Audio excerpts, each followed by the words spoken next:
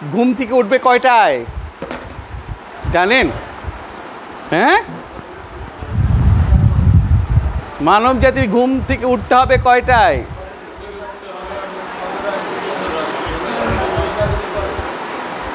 তো এটা তাহলে আপনারা কি এটা পান নাই? আপনার গাইডলাইনের ভিতরে তোমার রাতে শেষ অংশে উঠো, আমার কাছে আসো, পাননি স্যার? পেয়েছেন? রাতের শেষ অংশে উঠো, আমার কাছে আসো, তার মানে কি তাহাজ্জুদের নামাজ পড়ো, আছে না স্যার? তাহলে আপনি ঘুম থেকে উঠতে হবে 3:30টায়। ঘুম থেকে উঠতে হবে কয়টায়? 3:30টায়।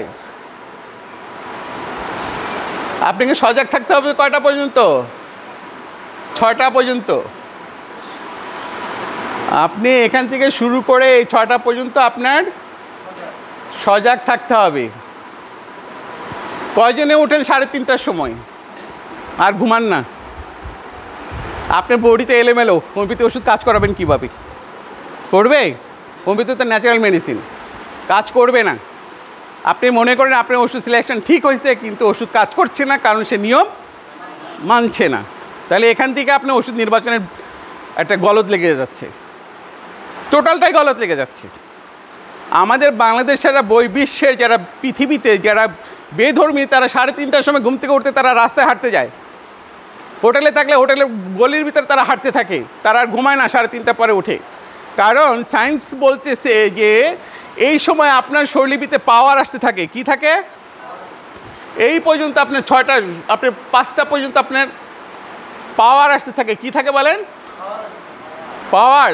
আল্লাহ পাক এমনি এমনি আপনাকে ডাকে নাই প্রথম আসমানে এসে। এই সময় তিনি আপনার শরীরে পাওয়ার দিচ্ছেন, প্রকৃতির ভিতরে পাওয়ার দিচ্ছেন। গাছে ফুল আসতেছে, পাখি খানা খাচ্ছে, পাখি উঠছে। কিভাবে উঠছে? সমস্ত পাওয়ারে। কিসে? আর হোমিওপ্যাথি কি বলে? পাওয়ার। হোমিওপ্যাথি মেডিসিন কি না substance? Power. Homeopathy medicine is not a substance, কোনো পদার্থ নয়। This is the power. তাহলে ওই পাওয়ারটা যদি আমার বডিতে পাওয়ারের সাথে কাজ লাগাইতে হয়, তাহলে আমি এখান থেকে পাওয়ারটা নিতে পারলাম? তাহলে আমাদের ওষুধ আমাকে গ্রহণ করবে কতটুকু বলো? চিন্তা করে দেখো, তোমাদের চিন্তা করতে হবে। চিন্তা না করলে হোমিওপ্যাথি ডাক্তারি করাই যাবে না। চিন্তাশীলতার ভিতর দিয়ে আমাদের প্রতিনিয়তই পার হতে হবে। তাহলে দেখো, এই সময় যদি সায়েন্স বলে এই সময় তোমার বডিতে পাওয়ার আসতে থাকে, এই পাওয়ারটা খরচ করবে কখন?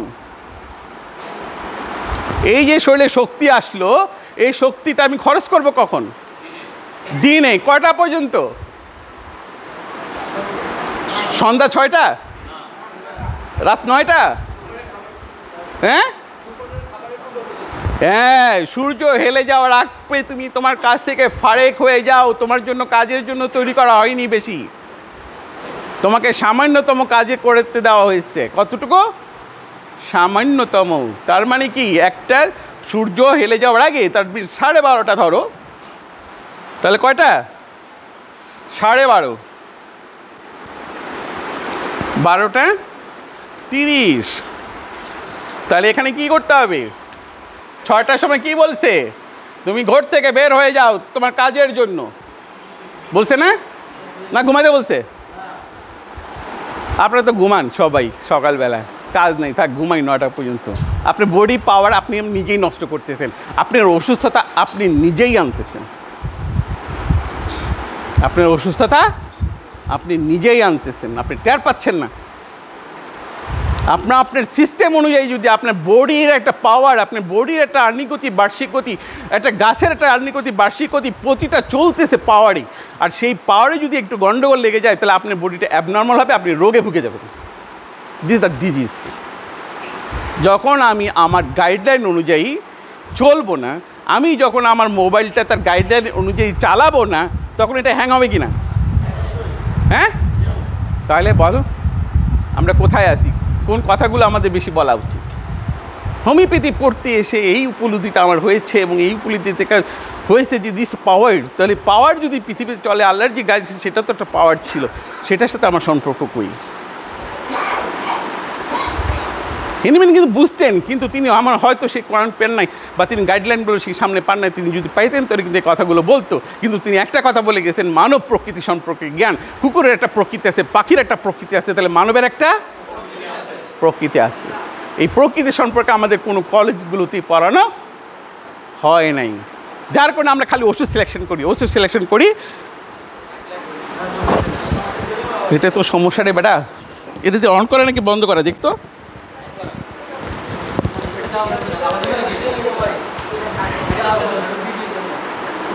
ও ভিডিওর জন্য, আচ্ছা।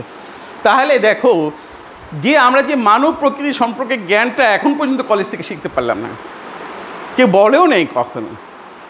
শুধু ওষুধটা কীভাবে প্রয়োগ করতে হবে, কীভাবে ওষুধটার ডোজটা বানাইতে হবে, কীভাবে রোগ লক্ষণ নিতে হবে, এটা শিখছি। কিন্তু এটা শেখার আগে তো নর্মাল জিনিসটাই জানি না।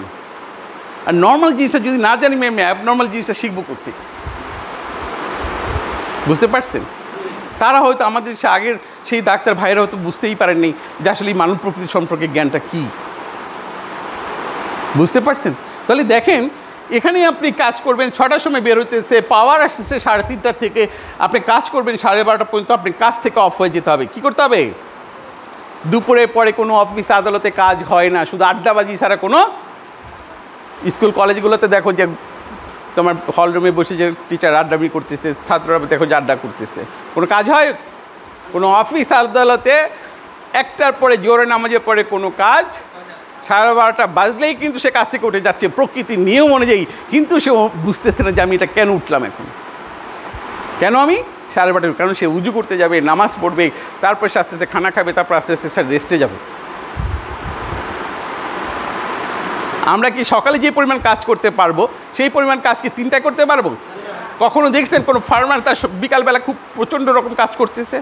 সকালবেলা যে শ্রমটা দিচ্ছে তার ক্ষেতের ভিতরে, সেই শ্রমটা কিন্তু অন্য সময় সে দিতে পারবে না, কখনোই পারবে না। আপনার গঠনগতই তৈরি করা হয়েছে এইভাবে।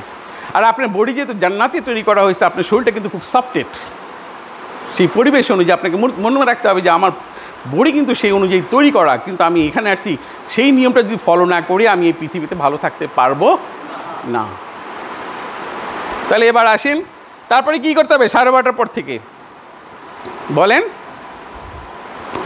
12:30 পর থেকে আপনি আস্তে আস্তে কাজ থেকে ফারাক হলেন, খানা দানা খেলেন। আপনি আসরের নামাজ কয়টায়? 4টায়, তাই না? 4টা থেকে 5টা, এটাই তো আসরের নামাজ। আসর, মাগরিব 6টা থেকে 7টা, তাই না? মাগরিব, তারপরে এশা কয়টায়? 8:30টায় এশা, মাগরিব এশা, ঠিক আছে স্যার? তাহলে আপনি দেখেন এখানে, তাহলে আপনাকে কাজ থেকে ফারাক হয়ে যেতে বলছে। আপনাকে বলা হয়েছে যে তুমি এরপর থেকে তোমার কাজকে কমিয়ে নিয়ে আসে, তোমার অন্য অন্য কাজ আছে যেটা মঙ্গলময় কাজগুলো তোমাকে করে দিতে হবে। তুমি তোমার খাবার তৈরি করার জন্য, খাবার তোমার ঘরে আনার জন্য যে কাজটুকু করেছিলে, বাকি কাজও তোমার আসেই, বাকি কাজ তোমার আছে। সে বাকি কাজটা কি? সেই বাকি কাজটা হলো দাওয়াতের কাজ। বাকি কাজটা কি?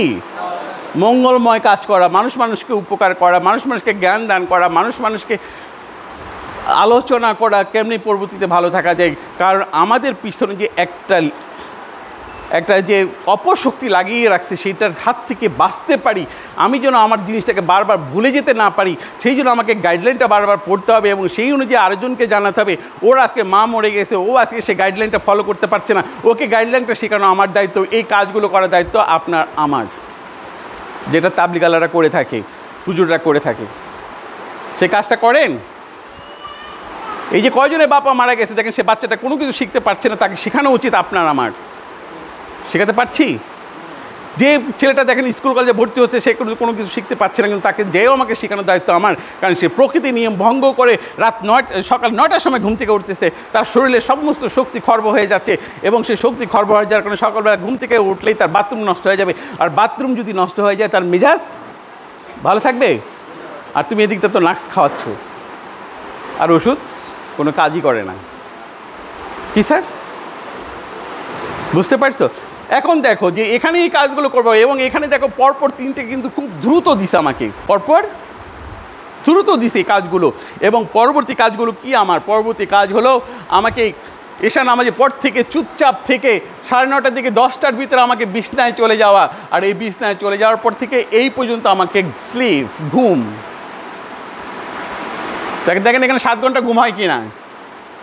এখানে অর্ধেক দিয়ে ধরলাম 30 মিনিট, 1 2 3 4 5 6, এখানে আছে না হাফ, তাহলে 7 ঘন্টা হলো। আর আমাদের ডাক্তার সাহেবরা বলেন যে 7 ঘন্টা ঘুমালেই হলো। সেই 7 ঘন্টা কখন? আমাদের ডাক্তার সাহেবরা কিন্তু আমাকে কখনোই বলে দেয়নি। বলেছে দিনে ঘুমাও 7 ঘন্টা, তোমার শক্তি খর্ব হয়ে যাবে, ওষুধ খেয়ে তুমি সেই শক্তি পূরণ করতে পারবে না পরবর্তী যদি সকালবেলা ঘুম থেকে না ওঠো। বুঝে আসছে? দেখো কত সুন্দর। আমি এই আমার জিনিসটাই জানি না, আমার চারটাই জানি না, আমি আমার প্রকৃতি জানি না। আমার তাহলে ওষুধ লক্ষণ শিখে কি হবে? আমার ওষুধ সিলেকশন করে একক মেডিসিনে যে আমার কী লাভ? লাভ আছে? চিন্তা করে দেখো, কখনো এইভাবে চিন্তা কেউ করেনি। এবং দেখো এখানে এই সিস্টেমটা আছে। কিন্তু বহির্বিশ্বের সময় চায়নাতে দেখো সন্ধ্যার পরে কোনো খাবারের হোটেল তোমরা খোলা পাবে না। চায়নাতে সন্ধ্যার আগে খানা খাওয়া শেষ। সন্ধ্যার পরে বাঙালিরা যারা যায় তারা বিকালে খাবারটা কিনে রাখে, তারা 9টার সময় খাওয়ার জন্য। কিন্তু চায়নাতে সন্ধ্যার পরে সমস্ত দোকানপাট বন্ধ হয়ে যায়। দেখো ওরা বেধর্মী হয়েও তারা নিয়মটা মানছে, আর আমরা মুসলিম হয়েও আমরা জিনিসটা মানছি না। আমাদের এটা মানতে হবে। জার্মানি গিয়ে দেখো সন্ধ্যার পরে সব বন্ধ, জার্মানিও সব বন্ধ, ইউরোপের প্রায় কান্ট্রিগুলো বন্ধ হয়ে যায় সন্ধ্যার পরে, তাদের আর কোনো কিছু খোলা থাকে না। তাইলে দেখো এই জিনিসটা যদি আমার ন্যাচারাল সিস্টেমটা যদি আমি না মানি, তাহলে আমার বডি কখনোই কাজ করবে না। তাহলে আমার গাইডলাইন আমাকে ফলো করতেই হবে। সেখানেই আমার মানব প্রকৃতি সম্পর্কে জ্ঞান রেখে দেওয়া আছে। সেই মানব প্রকৃতি জ্ঞানটা আমার সেই গাইডলাইনের ভিতরেই পাবো। মাথায় ঢুকছে সবার? এবার আসো, যদি আমি এখানে রাত্র দেরি করে ঘুমালাম, আমি সকালবেলা 9টার সময় উঠলাম, মানুষ তার বাতকর্ম সারবে কখন? প্রশ্ন একটা দাঁড়ায় না? তোমার তো 24 ঘন্টার ভিতরে একটা বাতকর্ম সারতে হবে, বড় বাতকর্মটা সারতে হবে না? সেটা কখন মানুষ সারবে? আপনি যদি দেখেন এই বাংলার ভিতরে কোনো টয়লেট ছিল না এক সময়। হ্যাঁ, নবাব বাড়িতে গিয়ে দেখেন তাদের কিন্তু টয়লেট ছিল না। এত বড় বিল্ডিং, এত বড় তাদের সমস্ত কিছু ছিল, কিন্তু তাদের ঘরের ভিতরে একটা টয়লেট পর্যন্ত ছিল না। কেন? কারণ তাদের টয়লেট ছিল না। তারা বাতকর্ম সারত ঠিক 3:30টার পর থেকে উঠে 6টার আগে তারা বাতকর্ম সারত। তাদের যেটা হলো যেটাকে আমরা বলি যে ময়লাগুলো নিয়ে আবার নদীতে ফেলে দিত। তাদের ঘরের ভিতরে সারাদিনের বাতকর্মের কোনো সিস্টেম ছিল না। আমি যদি সকালবেলা ঘুম থেকে না উঠি, আমার বাতকর্মে ডিস্টার্ব হবে সবার আগে। কি ডিস্টার্ব হবে? বাতকর্মে। আর বাতকর্মে যদি ডিস্টার্ব হয়, তাহলে তোমার সকালবেলায় নাস্তা খাওয়াটা বন্ধ হয়ে যাবে। আর সকালবেলা যদি খাওয়া হয়, তখন তোমার গ্যাস ফর্ম করে, স্যার আমার এবার বুক জ্বলে। এখন বুক জ্বলার তুমি ওষুধ দিচ্ছ, লক্ষণ মিলিয়ে ওষুধ দিচ্ছ, কিন্তু সে সিস্টেম মানছে না। বুক জ্বালা কমবে? দেখো আমাদের এখানেই ভুল হয় ওষুধ নির্বাচনের ক্ষেত্রে। আমরা এই রুগীদের ক্ষেত্রে এই জিনিসটা জিজ্ঞেস করি না। রুগীদের ক্ষেত্রে এই জিনিসগুলো জিজ্ঞেস করি না। এটা আমাকে জিজ্ঞেস করে নিতে হবে। তার 24 ঘন্টার কাজ আমাকে জেনে নিতে হবে। তারপর তার অ্যাবনর্মালিটি নিয়ে, তারপর তার যে লক্ষণগুলো আছে সেটা নিয়ে পরে চিন্তা করব। আমি 24 ঘন্টার কাজ না জেনে আমি কীভাবে জিজ্ঞেস করি? বুঝতে পারছেন? তাহলে দেখো এখানে আমার যদি বাতকর্ম 6টার আগে ছেড়তে হবে, এরপরে আর নেই। যারা আমাদের সকালে নাস্তা খেতে হবে কয়টায় বলেন? জানেন? আমি ডিফেন্সের ছেলে, আমার বাবা ডিফেন্সে চাকরি করতেন। আমরা কখনো 5:30 থেকে 6টার ভিতরে নাস্তা খেতাম। 5:30 থেকে 6টার ভিতরে নাস্তা খেতাম, ব্রেকফাস্ট করতাম। আমি এখনও নাস্তা খাই 6:30টার ভিতরে। আমার কোনো গ্যাস ফর্ম নেই, আমার পেটে কোনো গ্যাস নেই। আমি কখনো এই গ্যাস কি আমার এই 52 বছর বয়সে আমি এখনও টের পাই না। বুঝতে পারছেন? এবং আমি ঘুম থেকে এখনও উঠি 3:30 থেকে 4টার ভিতরে উঠে যাই, আমার আর ঘুম হয় না। সুতরাং আমার গ্যাসের প্রবলেম হবে না। বুঝে আসছে কথাগুলো? দেখো কিন্তু প্রতিটা জিনিসের সাথে কিন্তু সম্পর্কযুক্ত। কিন্তু এই জন্য আমাদের ওষুধ সিলেকশনগুলো ভুল হয়। ভুল হয়ে ওষুধটা আমরা সুন্দর ওষুধ সিলেকশন করার পরও কাজ করাতে পারি না, এই কারণেই। ঠিক আছে? এবার দেখো এখানে যদি কোনো ছেলে মেয়ে যদি আমার কাছে আমার মাদ্রাসার পাশে আমার চেম্বার আছে, আমি মাদ্রাসার ছেলেরা আসে, আশেপাশে স্কুলের ছেলেরা আসে, ওরা বলে স্যার আমাদের স্বপ্ন দোষ থেকে আমরা বাঁচতেই পারি না, এত ঘন ঘন আমাদের স্বপ্ন দোষ হচ্ছে। যদিও সিফলিটিক মায়োজমের জিনিসটা, সিফলিটিক মায়োজমের বাচ্চাদের কী হবে, ঘন ঘন স্বপ্ন দোষ হবে, কিন্তু স্বপ্ন দোষ হবে কখন? স্বপ্ন দোষ হবে যদি আপনি 6টার পরে 9টা পর্যন্ত ঘুমাই থাকেন, প্রতিটা পুরুষের স্বপ্ন দোষ হবে, প্রতিটা পুরুষ তার বিছনা নষ্ট করবে আর মহিলাদেরকে কষ্ট দেবে ধোয়ার জন্য। আপনার বাচ্চাকে যদি 6টার সময় ঘুম থেকে না উঠিয়ে দেন, সে কিন্তু তার বিছনা নষ্ট করবে। তখন আমি প্রত্যেক ছাত্রকে জিজ্ঞেস করি তোমার কখন হয়? কয় স্যার যখন নামাজ পড়ে, ফজরের নামাজ পড়ে একটু ঘুমাচ্ছি, ঘুমের পরপরই স্যার হয়ে যায়, আমি এখান থেকে বাঁচতেই পারতেছি না, রাত্রে পড়াশোনা করি, একটু রাত জাগি, কিন্তু স্যার সকালবেলা একটু ঘুমাই, একটু ঠিক আছে 9টার সময় ক্লাস ধরবো, একটু ঘুমাই, এই ঘুমানোর সময় আমার হয়ে যাচ্ছে। এখন বলেন তাকে যদি আপনি এই ঘুমটাকে বন্ধ না করেন আর যদি স্বপ্নদোষ বন্ধ করার ওষুধ দেন, কাজ করবে? বলো, কখনই কাজ করবে না। সাদা সাপটা সিস্টেম আপনি দেখেন, আপনি নিজেদের ভিতরে চিন্তা করেন, আপনারা মেয়েদের ভিতরে চিন্তা করো, তাদেরও হয়, ঘুমানো যাবে না 6টার পরে। ওই যে আপনি যে পাওয়ারটা তো খরচ করতে হবে, এই যে পাওয়ারটা বডিতে আসলো আপনার শরীরে, আপনি সজাগ থাকলেন না, এই পাওয়ারটা যখন আপনার শরীরে আসা শুরু হলো, এই পাওয়ারটা তো খরচ করতে হবে রে ভাই, পাওয়ারটা খরচ করতে হবে না? তো এই পাওয়ারটা খরচ হয়ে যাচ্ছে রাতেরবেলা আপনি নাইট প্রেশারই, বুঝতে পারছো? এবার ওই নাইট প্রেশার হয়ে যাবে, আর এবার দুর্বল লাগে, পড়াশোনা ভালো লাগে না, কোনো কিছু ভালো লাগে না, মেজাজ খারাপ লাগে, মার সাথে মেজাজ খারাপ করে, আর আশেপাশে স্টুডেন্টদের সাথে তার মেজাজ খারাপ, কারণ তার তো শক্তি বের হয়ে গেছে, তার তো ভালো কথা বলার মতন শক্তি তার শরীরে নাই। বুঝতে পারছেন স্যার?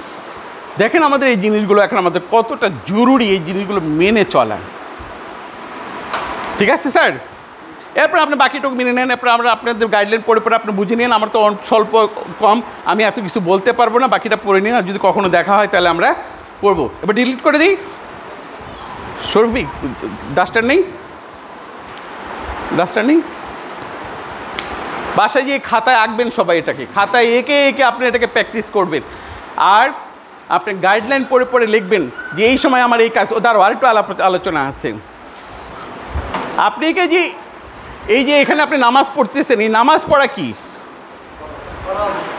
ফরজ কেন করেছে আপনাকে? এটাও মানব প্রকৃতির একটা নিয়ম যে সে নামাজ পড়তেই হবে, সে হিন্দু হোক আর মুসলিম হোক, সেটা কোনো দেখা আসা যায় না, তাকে নামাজ পড়তেই হবে, তার এটা স্বাভাবিক একটা বৈশিষ্ট্য, তা স্বাভাবিক। কিন্তু আমরা পড়ছি নামাজ আমাদের ফরজ, আর এটা ফরজ কিসের জন্য? ফরজ তো করছি যে, বাট আমি গাইডলাইন মানবো না, তখন আমাকে শব্দটা উচ্চারণ করা হয়েছে ফরজ। কিন্তু এই জিনিসটা আমার 24 ঘন্টার একটা কাজ, আমার খাওয়া যেরকম একটা কাজ, বাতকর্ম করা যেমন একটা কাজ, এই বসো কথা বলো না, বাতকর্ম করা যেরকম একটা কাজ, আমার পড়াশোনা করা যেরকম একটা কাজ, আমাকে 5 ওয়াক্ত নামাজ পড়াটাও একটা কাজ, এটা স্বাভাবিক। এটা কি? আপনি যদি কেউ নামাজ না পড়ে, তার যদি ডিজিজ কন্ডিশনের জন্য ওষুধ দেন, সে ভালো হয়েও হবে না, কারণ সে প্রকৃতিগতভাবে একটা মিসিং আছে, তার প্রকৃতিগতভাবে মিসিং আছে। কারণ যিনি আপনাকে তৈরি করছেন সর্বদা আপনাকে তার কাছাকাছি রাখতে চাচ্ছেন, এটা হলো তার মূল উদ্দেশ্য। তিনি কখনো বলেননি যে তুমি আমার থেকে সরে যাও, তিনি বারবার বলছেন তোমাকে ক্ষমার জন্য আমি বারবার করবো, আমার কাছে ক্ষমা চাও। আর ক্ষমা চাওয়াটাই হলো প্রকৃতির ভিতরে ফিরে আসা। ক্ষমা চাওয়াটা কি? ফিরে আসা। আর ক্ষমা না চাওয়াটা প্রকৃতির ভিতরে রোগের ভিতরে পড়ে যাওয়া, বুঝতে পারছেন স্যার? আমি যদি প্রকৃতিগতভাবে সেই নিয়মটা মেনে চলি, তাহলে আমার ডিজিজ কন্ডিশনগুলো আসতে বাধ্য না, কারণ আমি তার কাছাকাছি যাচ্ছি সব সময়ের জন্য, যাচ্ছি না। তো সুতরাং এই নামাজ পড়াটা কিন্তু আমার মানব প্রকৃতির একটা কাজ। নামাজ পড়াটা কি? নামাজ প্রকৃতির একটা কাজ। হিন্দু হোক মুসলিম, হিন্দুদেরকে বলবে মসজিদে যাও নামাজ পড়তে, ও একদিন 2 দিন ঠিকই উজু না করে যাবে, পরের দিন সে ঠিকই উজু করবে যখন সে বুঝতে পারবে। ইন্ডিয়ান কালিম শরীফের নাম শুনিনি? বড় দাওয়াতি লোক কালিম শরীফ, সে বলতো যাও মসজিদে যাও, তোমার মায়ের সমস্যা, হুজুর আমার জন্য একটু দোয়া করেন, যাও তুমি মসজিদে যাও হাত মুখ দিয়ে। 1 দিন 2 দিন 3 দিন যেতে যেতে সে তার প্রকৃতি সম্পর্কে জেনে গেছে, সে ধর্ম চেঞ্জ করে ফেলছে। বুঝতে পারছো?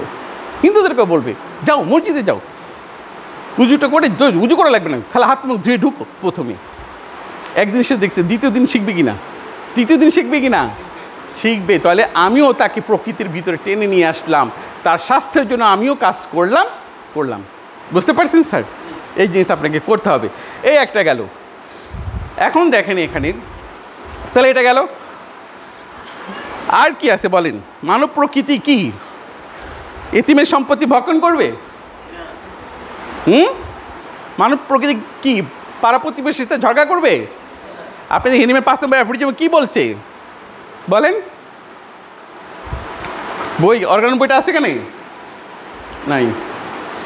5 নম্বর অ্যাফোরিজম বলছে না পারিবারিক সম্বন্ধ এবং সামাজিক সম্বন্ধগুলোর সম্পর্কে জানা? পেয়েছেন স্যার? বলেন পেয়েছেন কি না? তাইলে দেখেন সেখানে যদি আপনি পারিবারিক কি বলছে, যে এখানে হাদিসই আছে যেখানে বলছে যে তোমার প্রতিবেশী তোমার জান্নাতে যাওয়ার মাধ্যম না, আর তোমার প্রতিবেশীর সাথে যদি ঝগড়াঝাটি লাগে তোমার অসুস্থতার একমাত্র কারণ। কারণ তোমার প্রতিবেশীর সাথে তোমার ভালো সম্পর্ক নেই। তোমার বাচ্চাটা যখন স্কুলে যাচ্ছে তোমার ভয় লাগতেছে ওই পাশের বাসার ছেলেটা নাকি আমার বাচ্চাটাকে আবার ডিস্টার্ব করে, তুমি এই টেনশনে অসুস্থ হবে কিনা? হ্যাঁ বলো? তাহলে আমার প্রতিবেশীর সাথে সুসম্পর্ক রাখার চেষ্টা করি না, ভাই বোনদের ভাই দুই পাশাপাশি থাকি, তারপর তো আমাদের মারামারি লেগে থাকে। তাহলে আমি সুস্থ থাকবো কোথা থেকে? তাকে হোমিওপ্যাথিক মেডিসিন খাবে কী করবে? হ্যাঁ, যখন সে উঠতেছে ভাইকে দেখতেছে তার মনটা খারাপ হয়ে যাচ্ছে, কথা বলতে পারতেছে না, তার ভিতরে কষ্ট চাপা লাগতেছে। কি আমাদেরকে এই পারিবারিক সম্বন্ধটা হিনিম্যান এমনি নিতে বলেননি। আমি এটা গ্রহণ করি সব সময়ের জন্য, তার পারিবারিক সম্বন্ধটা জানার চেষ্টা করি, কোনো আত্মীয়তার সাথে তার সম্পর্ক খারাপ আছে কিনা সেটাও জানার চেষ্টা করি, এবং তাকে বলি তুমি যদি এটাকে সুসম্পর্কটা বজায় না রাখো তাহলে আমি তোমাকে হোমিওপ্যাথিক ওষুধ দিয়ে কিওরের দিকে নিতে পারবো না, তোমার বডিটা কাজ করবে না, তোমার বডির যে ফ্লুইডগুলো আছে সেগুলো রাগে খুব করতেছে, ওরে পাইলেই তো আমি আজকে একটা মাইট দিব। কি আর মানব প্রকৃতি কি মানবের কি রাগ হওয়া যাবে? বলেন, বলছে কোরআনে রাগ হইতে, ক্রোধকে বলছে সংবরণ করতে বলছে ক্রোধ। আর যদি তুমি রাগই হও তাহলে রাগের পরবর্তী অবস্থায় যদি একটু ফ্যানের তেলে বাসো তোমার শরীর থেকে পচা গন্ধ বের হয় কিনা? হয় কি মেয়েরা বলো? তোমরা তো বেশি রাগ হও বাসা বাড়িতে, বলো দেখো একটু পরেই যখন তুমি বসো ফ্যানের তেলে কেমন যেন একটা পচা গন্ধ বেরোচ্ছে, বলে তাহলে সেই যে সিক্রেশন হচ্ছে যে ফ্লুইডটা যে হরমোনটা সেটা গন্ধ হয়ে গেছে, আমার বডির যে কেমিক্যাল ছিল সেটাকে ডিস্টার্বনেস শুরু হয়ে গেছে। এখন আমাকে এই অতিরিক্ত রাগ করার কারণে আমার বডিতে যে সমস্যা হয়েছে সেই জন্য আমাকে মেডিসিন খেতে হবে, স্টাফে সিগারেট খাওয়া লাগবে কি না? বলো লাগবে না? তো দেখো চিন্তা করো তুমি কীভাবে তোমার পারিবারিক সম্বন্ধ ঠিক রাখবো।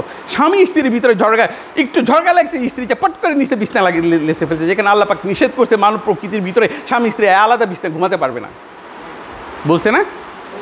তাহলে তারা যদি পট করে যদি শয়তানের প্রবঞ্চনা একটা ঝগড়া লাগিয়ে দিল, তোমার আজকে ভাতে তো লবণই তুমি দাও নেই, আর ও তো মন খারাপ করে একটা পট করে বিছনাটা ছেড়ে দিছে। আর এমন একটা কথা বলছে তোমার মা তো আজকে এই কথাটা বলছে, লেগে গেল দুজনের ভিতরে ঝগড়া, দুজনের ভিতরে সেপারেশন হয়ে গেলো, তাদের ভিতরে ভালোবাসার সুসম্পর্ক গড়ে উঠল না। তার হরমোনে কি এক বডি থেকে আরেক বডি আদান প্রদান হলো না, তাহলে তার মানসিক অবস্থা ভালো থাকবে? কখন ভালো থাকবে? কখনোই ভালো থাকবে না। এই জন্য আমাদের ওষুধ সিলেকশন ঠিক হয় না। আমি এমনও পেয়েছি যে স্ত্রী এসে বলছে স্যার আমাকে বলছে অ্যাপেন্ডিক্স অপারেশন করতে হবে, তখন আমি তাকে জিজ্ঞেস করলাম তোমার কতদিন ধরে? স্যার 2 মাস ধরে। 2 মাস ধরে কেন? তোমার কী হয়েছিল 2 মাসের আগের ঘটনা আমাকে একটু বলতে হবে। স্যার এটা কি বলতেই হবে? হ্যাঁ বলতেই হবে, না তো আমি তোমার ওষুধ সিলেকশন করতে পারবো না। বলে যে আমার স্বামী আমাকে এতটা ভালোবাসে, এতটি করে আমাকে এমন একটা পচা কথা সেদিন বলেছিল, সেই পচা কথাটা ঘৃণা আমার এখনও আমার শরীর ভিতর থেকে যায়নি। তার তলপেটে অ্যাপেন্ডিক্স অপারেশন হবে নাকি আমার হবে? বলো। ম্যাক্সিমাম মেয়েদের তলপেটে এবং বাচ্চাদের তলপেটে যে ব্যথা করে এবং অ্যাপেন্ডিক্সের সমস্যা থাকে সেখানে মানসিক কষ্টটা সবচেয়ে বেশি থাকে, এটা তোমাদেরকে মানতে হবে। আর এই মানসিক কষ্টটা কোত্থেকে আসলো? পারিবারিক সম্মতা বজায় না রাখার কারণে। ছেলে বাপের সাথে সম্পর্ক খারাপ, মা ছেলের সাথে সম্পর্ক খারাপ, স্বামী স্ত্রীর সাথে সম্পর্ক খারাপ, মা মেয়ে মৃতের সম্পর্ক খারাপ, এইগুলোতে তার ডিজিজ কন্ডিশন তুমি কখনোই ভালো করতে পারবে না। ওষুধ দিয়ে তোমার পক্ষে সম্ভব না, তুমি চেষ্টা করতে পারো, বছর পর ওষুধ দিয়ে যাবে, বছরের পর ওষুধ ওষুধের যেখানে এনিমেন বলে দিচ্ছে পারিবারিক সম্বন্ধ সম্পর্কে তাকে জিজ্ঞেস করো, বলছে কিনা প্রয়োজন? আমরা কখনো জিজ্ঞেস করছি? বলেন, জিজ্ঞেস করছো? পারিবারিক সম্বন্ধ সম্পর্কে ওষুধ সিলেকশন করতে গেছো? কখনই করনি। এমন একটা সম্পর্ক ছিল যে আপনাদের এখান থেকে কোথায় যেন বাড়িতে গেছে, স্যার আমার তো স্যার তলপেট ব্যথা করছে 3 দিন ধরে। আমি ঠিক আছে একটু পরে আসেন, কেন অনেক বেশি আমার কাছে ভালো মনে হয়নি, আমি তাকে বিদায় করে তারপর আবার আসছে, স্যার একটু আমার তো এবার বলছে অপারেশন করতে হবে। তো কী সমস্যা হয়েছিল? কয় স্যার 15 দিন আগের থেকে সমস্যা। কী সমস্যা ছিল? কয় স্যার আমি বাড়িতে গিয়েছিলাম আমার সম্পত্তি বিক্রি করার জন্য। কি বড় ভাই সেই সম্পত্তির ভাগ আলাদা করে বিক্রি করতে দিবে না। এদিক থেকে যদি ঢাকা আসে স্ত্রীর গুতা খাচ্ছে, তুমি এখনও সম্পত্তি বিক্রি করে একটা ফ্ল্যাট কিনতে পারলে না। আর ওদিক থেকে ভাইরাতে গুতা খাইছে, এই লোকটা কই যাবে? হ্যাঁ, এই লোকটা কই যাবে? তার অ্যাপেন্ডিক্স অপারেশন হবে কি আমার হবে? তার তলপেট ব্যথা করবে না আমার ব্যথা করবে? প্রতিটা মানসিক কষ্ট যখন সে রাত্রে শুয়ে পড়ে, তখন যদি নিউটনের 3য় সূত্র অনুযায়ী আমরা দেখি এই যে ব্যথাটা, এই যে আমার মনে ব্যথাটা গেল, সেই ব্যথাটা কোথায় যাবে? যদি নিউটনের সূত্র অনুযায়ী দেখো, প্রতিটি ক্রিয়ারই বিপরীত প্রতিক্রিয়া আছে। তুমি তখন রাতে ঘুমিয়ে পড়ছো, মনে কষ্টটা বন্ধ হয়ে গেছে, এই কষ্টটা তোমার বডির ভিতরে ট্রান্সফার হয়ে গেল, মনে কষ্টটা একটু হালকা হয়ে গেছে, এবার তোমার শরীরে কষ্টটা বেড়ে গেছে। দিস আপনার ল। এটা প্রতিটা পেইন আমাদের বাংলাদেশের মেয়েদের শরীরে সবচেয়ে পেইন, এই একমাত্র পেইনের কারণ হলো তাদের অশান্তি, তাদের ভালোবাসার সম্পর্কে, তাদের স্বামী স্ত্রীর সম্পর্ক খারাপ, তাদের শ্বশুর শাশুড়ি স্ত্রীর ভিতরে লেগে থাকে, তাদের শরীরে এই জন্য পেইনটা বেশি হয় ছেলেদের থেকে। আর বাচ্চাদের হয়, বাচ্চাকে মা বলছে তোমাকে পড়তেই হবে, ভালো রেজাল্ট করতেই হবে, নাহলে তোমাকে হবে না, ওর দেখো ভালো রেজাল্ট করছে, আবার তুমি ভালো রেজাল্ট করতে পারতেছো না। কি বলো? সমস্যা কি আসতেছে স্যার? তোমার ওষুধ সিলেকশন ভুল হচ্ছে? ওষুধ সিলেকশন কিন্তু ভুল হচ্ছে। সামাজিক বন্ধন কেন নিতে বলছে? সমাজের প্রত্যেকটা কি বলছে যে ওয়ার্ল্ড হেলথ অর্গানাইজেশন কি বলছে বলো? স্বাস্থ্যের সংজ্ঞাটা কি দিছে? বলছে সেখানে কি শারীরিক সুস্থতা থাকতে হবে, প্রথমত মানসিক সুস্থতা থাকতে হবে, শারীরিক সুস্থতা থাকতে হবে, তারপরে তোমাকে স্পিরিচুয়াল কোনটা, এই যে তোমার ভালো কাজগুলো করবা পৃথিবীর ভিতরে, এটা স্পিরিচুয়াল, সেই কাজটা তোমাকে ভালো থাকতে হবে। আর কি থাকতে হবে? সামাজিক কাজগুলো ভালো থাকতে হবে, তাহলে তোমাকে সুস্বাস্থ্যের অধিকারী বলা যাবে। এর আগে তোমাকে সুস্বাস্থ্যের অধিকারী বলা যাবে না, এটা হুই বলে দিছে। কিন্তু আমাদের আজকে অন্য সিস্টেমের তারা ডাক্তাররা কী করছে? তারা শুধু স্বাস্থ্যই দেখছে, তারা কি মানসিক অবস্থা ভালো করতে পারছে?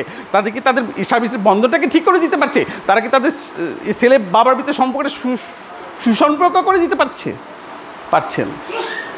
তাহলে যদি আমাকে ভালো থাকতে হয়, শারীরিকভাবে ভালো থাকতে হবে, মানসিকভাবে ভালো থাকতে হবে, সামাজিকভাবে ভালো থাকতে হবে, আর আমার আধ্যাত্মিকতাভাবে ভালো থাকতে হবে। আজকাল আধ্যাত্মিকতার নামে কি একটা মেডিটেশন বাইরেছে না? ওয়ার্ল্ডের বাইরে কি মেডিটেশন করে না? অথচ দেখেন আপনি সৃষ্টিকর্তা আপনাকে প্রথম শুরু থেকে মেডিটেশন দিয়ে দিচ্ছে। আপনি যে সকালবেলায় এটা উঠবেন আর এই পর্যন্ত আপনি তার মোরাকাবায় আপনি বসে থাকবেন, সেটাই আপনার মেডিটেশন। এটাই আমার মেডিটেশন। আমি বসি না কোনো রকম, যে তার যদি নামাজ পড়লাম আবার বিছানায় ঢুকে গেলাম, আবার বলছে যে সকাল ফজরের নামাজ পর্যন্ত, সূর্য উদয় পর্যন্ত তুমি তোমার মসজিদের সামনে বসে থাকো, বলছে কি না? এটাই মেডিটেশন। মেডিটেশন। আপনি মসজিদে যদি বসে থাকেন, আপনার ভিতরে একটা ভালো লাগা বোধ তৈরি হবে। এই ভালো বোধ তৈরি হলে আপনি স্ত্রীর সাথে খারাপ ব্যবহার করবেন, আপনার ছেলের সাথে খারাপ ব্যবহার করতে পারবেন, আপনি আপনার পাড়া প্রতিবেশীর সাথে খারাপ ব্যবহার করতে পারবেন না। কারণ আপনি নামাজের পর অনেকক্ষণ বসছেন, আপনি এই সময়টুকু আপনি অনেক কিছু চিন্তা ফিকির করছেন। এটা যদি ঠিক মতো না হয়, তাহলে আপনি ওষুধ সিলেকশনে কোনো কাজ হবেই না। বুঝে আসছে স্যার? দেখো, প্রতিটা সিস্টেম চিন্তা করতে হবে যে কেন এটা বলছে, কী দরকার ছিল আমার? দরকার ছিল কোনো কিছু দরকার ছিল না। কিন্তু দেখো, আমরা সেই জিনিসগুলো আমাদেরকে বুঝতে হবে যে আমরা মেডিটেশন আমরা করছি, সেই স্পিরিচুয়ালটা আমাকে গেইন করতে হবে। স্পিরিচুয়ালটা বিদেশিরা দেখো, যে পেপারে মাঝে মাঝে দেখো যে জাপানিরা এসে বাংলাদেশের রাস্তাঘাট পরিষ্কার করে, কাজ নেই তার, একটু কাজ সময় পাইছে, বিকেলবেলা হাঁটতে যে রাস্তার ময়লা পরিষ্কার করতেছে। তুমি তোমার এলাকার ময়লাটা পরিষ্কার করো না, আরেকটা বাড়ি ময়লা ফেলেছে সেটা পরিষ্কার না, তুমি ওর সাথে যাচ্ছ ঝগড়া করতে, এই বেটা আমার বাড়ির আঙ্গিনা তুই ময়লা ফেললি কেন? তুমি ফেলে দাও না, ও ফেলছে, তোমার সাথে কোনো রকম একটা রাগ খুব আছে, তুমি এবার এটা ধরে ফেলে দাও, কালকে দেখো তোমার সাথে সুসম্পর্ক বজায় হবে, তোমার স্বাস্থ্যের উন্নতি হবে কি না? তাহলে হবে না। আমরা ওষুধ দিয়ে আমরা কোনো কিছুই করতে পারবো না। এই জন্য আমাদের হোমিওপ্যাথিতে বারবার ফেলুর হচ্ছে, ফেলুর। ফেলুর অ্যান্ড ফেলুর, এই কারণে। এনিমনে বলতেন যে তুমি কে, যখন এনিমে দেখতেন যে ওষুধ দিচ্ছেন কাজ হচ্ছে না, তখন বলতেন তোমাকে এই কাজ থেকে সরে যেতে হবে, বলতেন না? পেয়েছি না আমরা বইতে? তোমাকে এই কাজ থেকে বারণ যেতে হবে, তোমাকে এই কাজ থেকে বারণ করতে হবে, তোমাকে এই কাজ থেকে বারণ করতে হবে, তুমি সুস্থতা থাকতে পারবে না। আমরা বলি না টিউবারকুলাম দেওয়ার সময় যে গরুর মাংস খাবে না, বলি না? যদি ওটা খায় কী হবে, ক্ষতি হবে না? তো ঠিকই আমার কি প্রকৃতির নিয়ম যদি আমি না মানে আর ওষুধে কাজ করবে?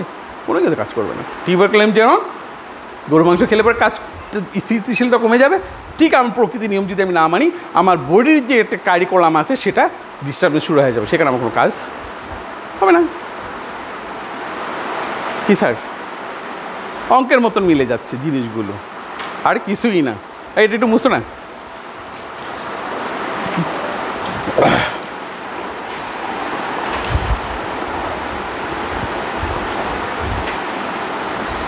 এই কতটুকু সময় গেল একটু নজর রেখে তো, আমার তো 1.5 ঘন্টা সময় দিছে কিন্তু।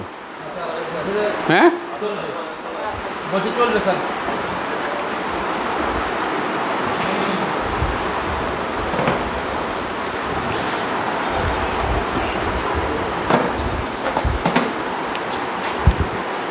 এবার আসো, এবার গেল ওইটা 24 ঘন্টার কাজ।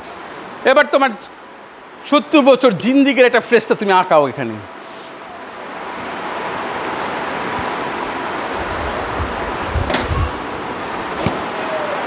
তোমার জন্ম,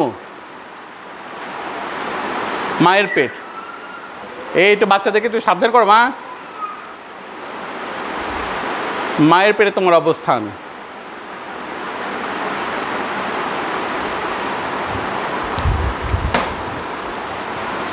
তারপরে আসো 2 বছর, 2.5 বছর না, দুধ খাবে কয় বছর? 2.5 বছর, 2.5 বছর। এটাকে কি বলা হয়? ইনফ্যান্ট। ইনফ্যান্ট বলে না এটাকে? নবজাতক। কি বলে? নবজাতক। নবজাতক। মায়ের পেট কতদিন? হ্যাঁ 10 মাস মায়ের পেটে অবস্থান, 10 মাস। ঠিক আছে? তোমার জীবন শুরু থেকে,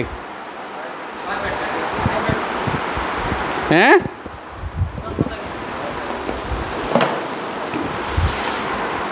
এটা বাবা,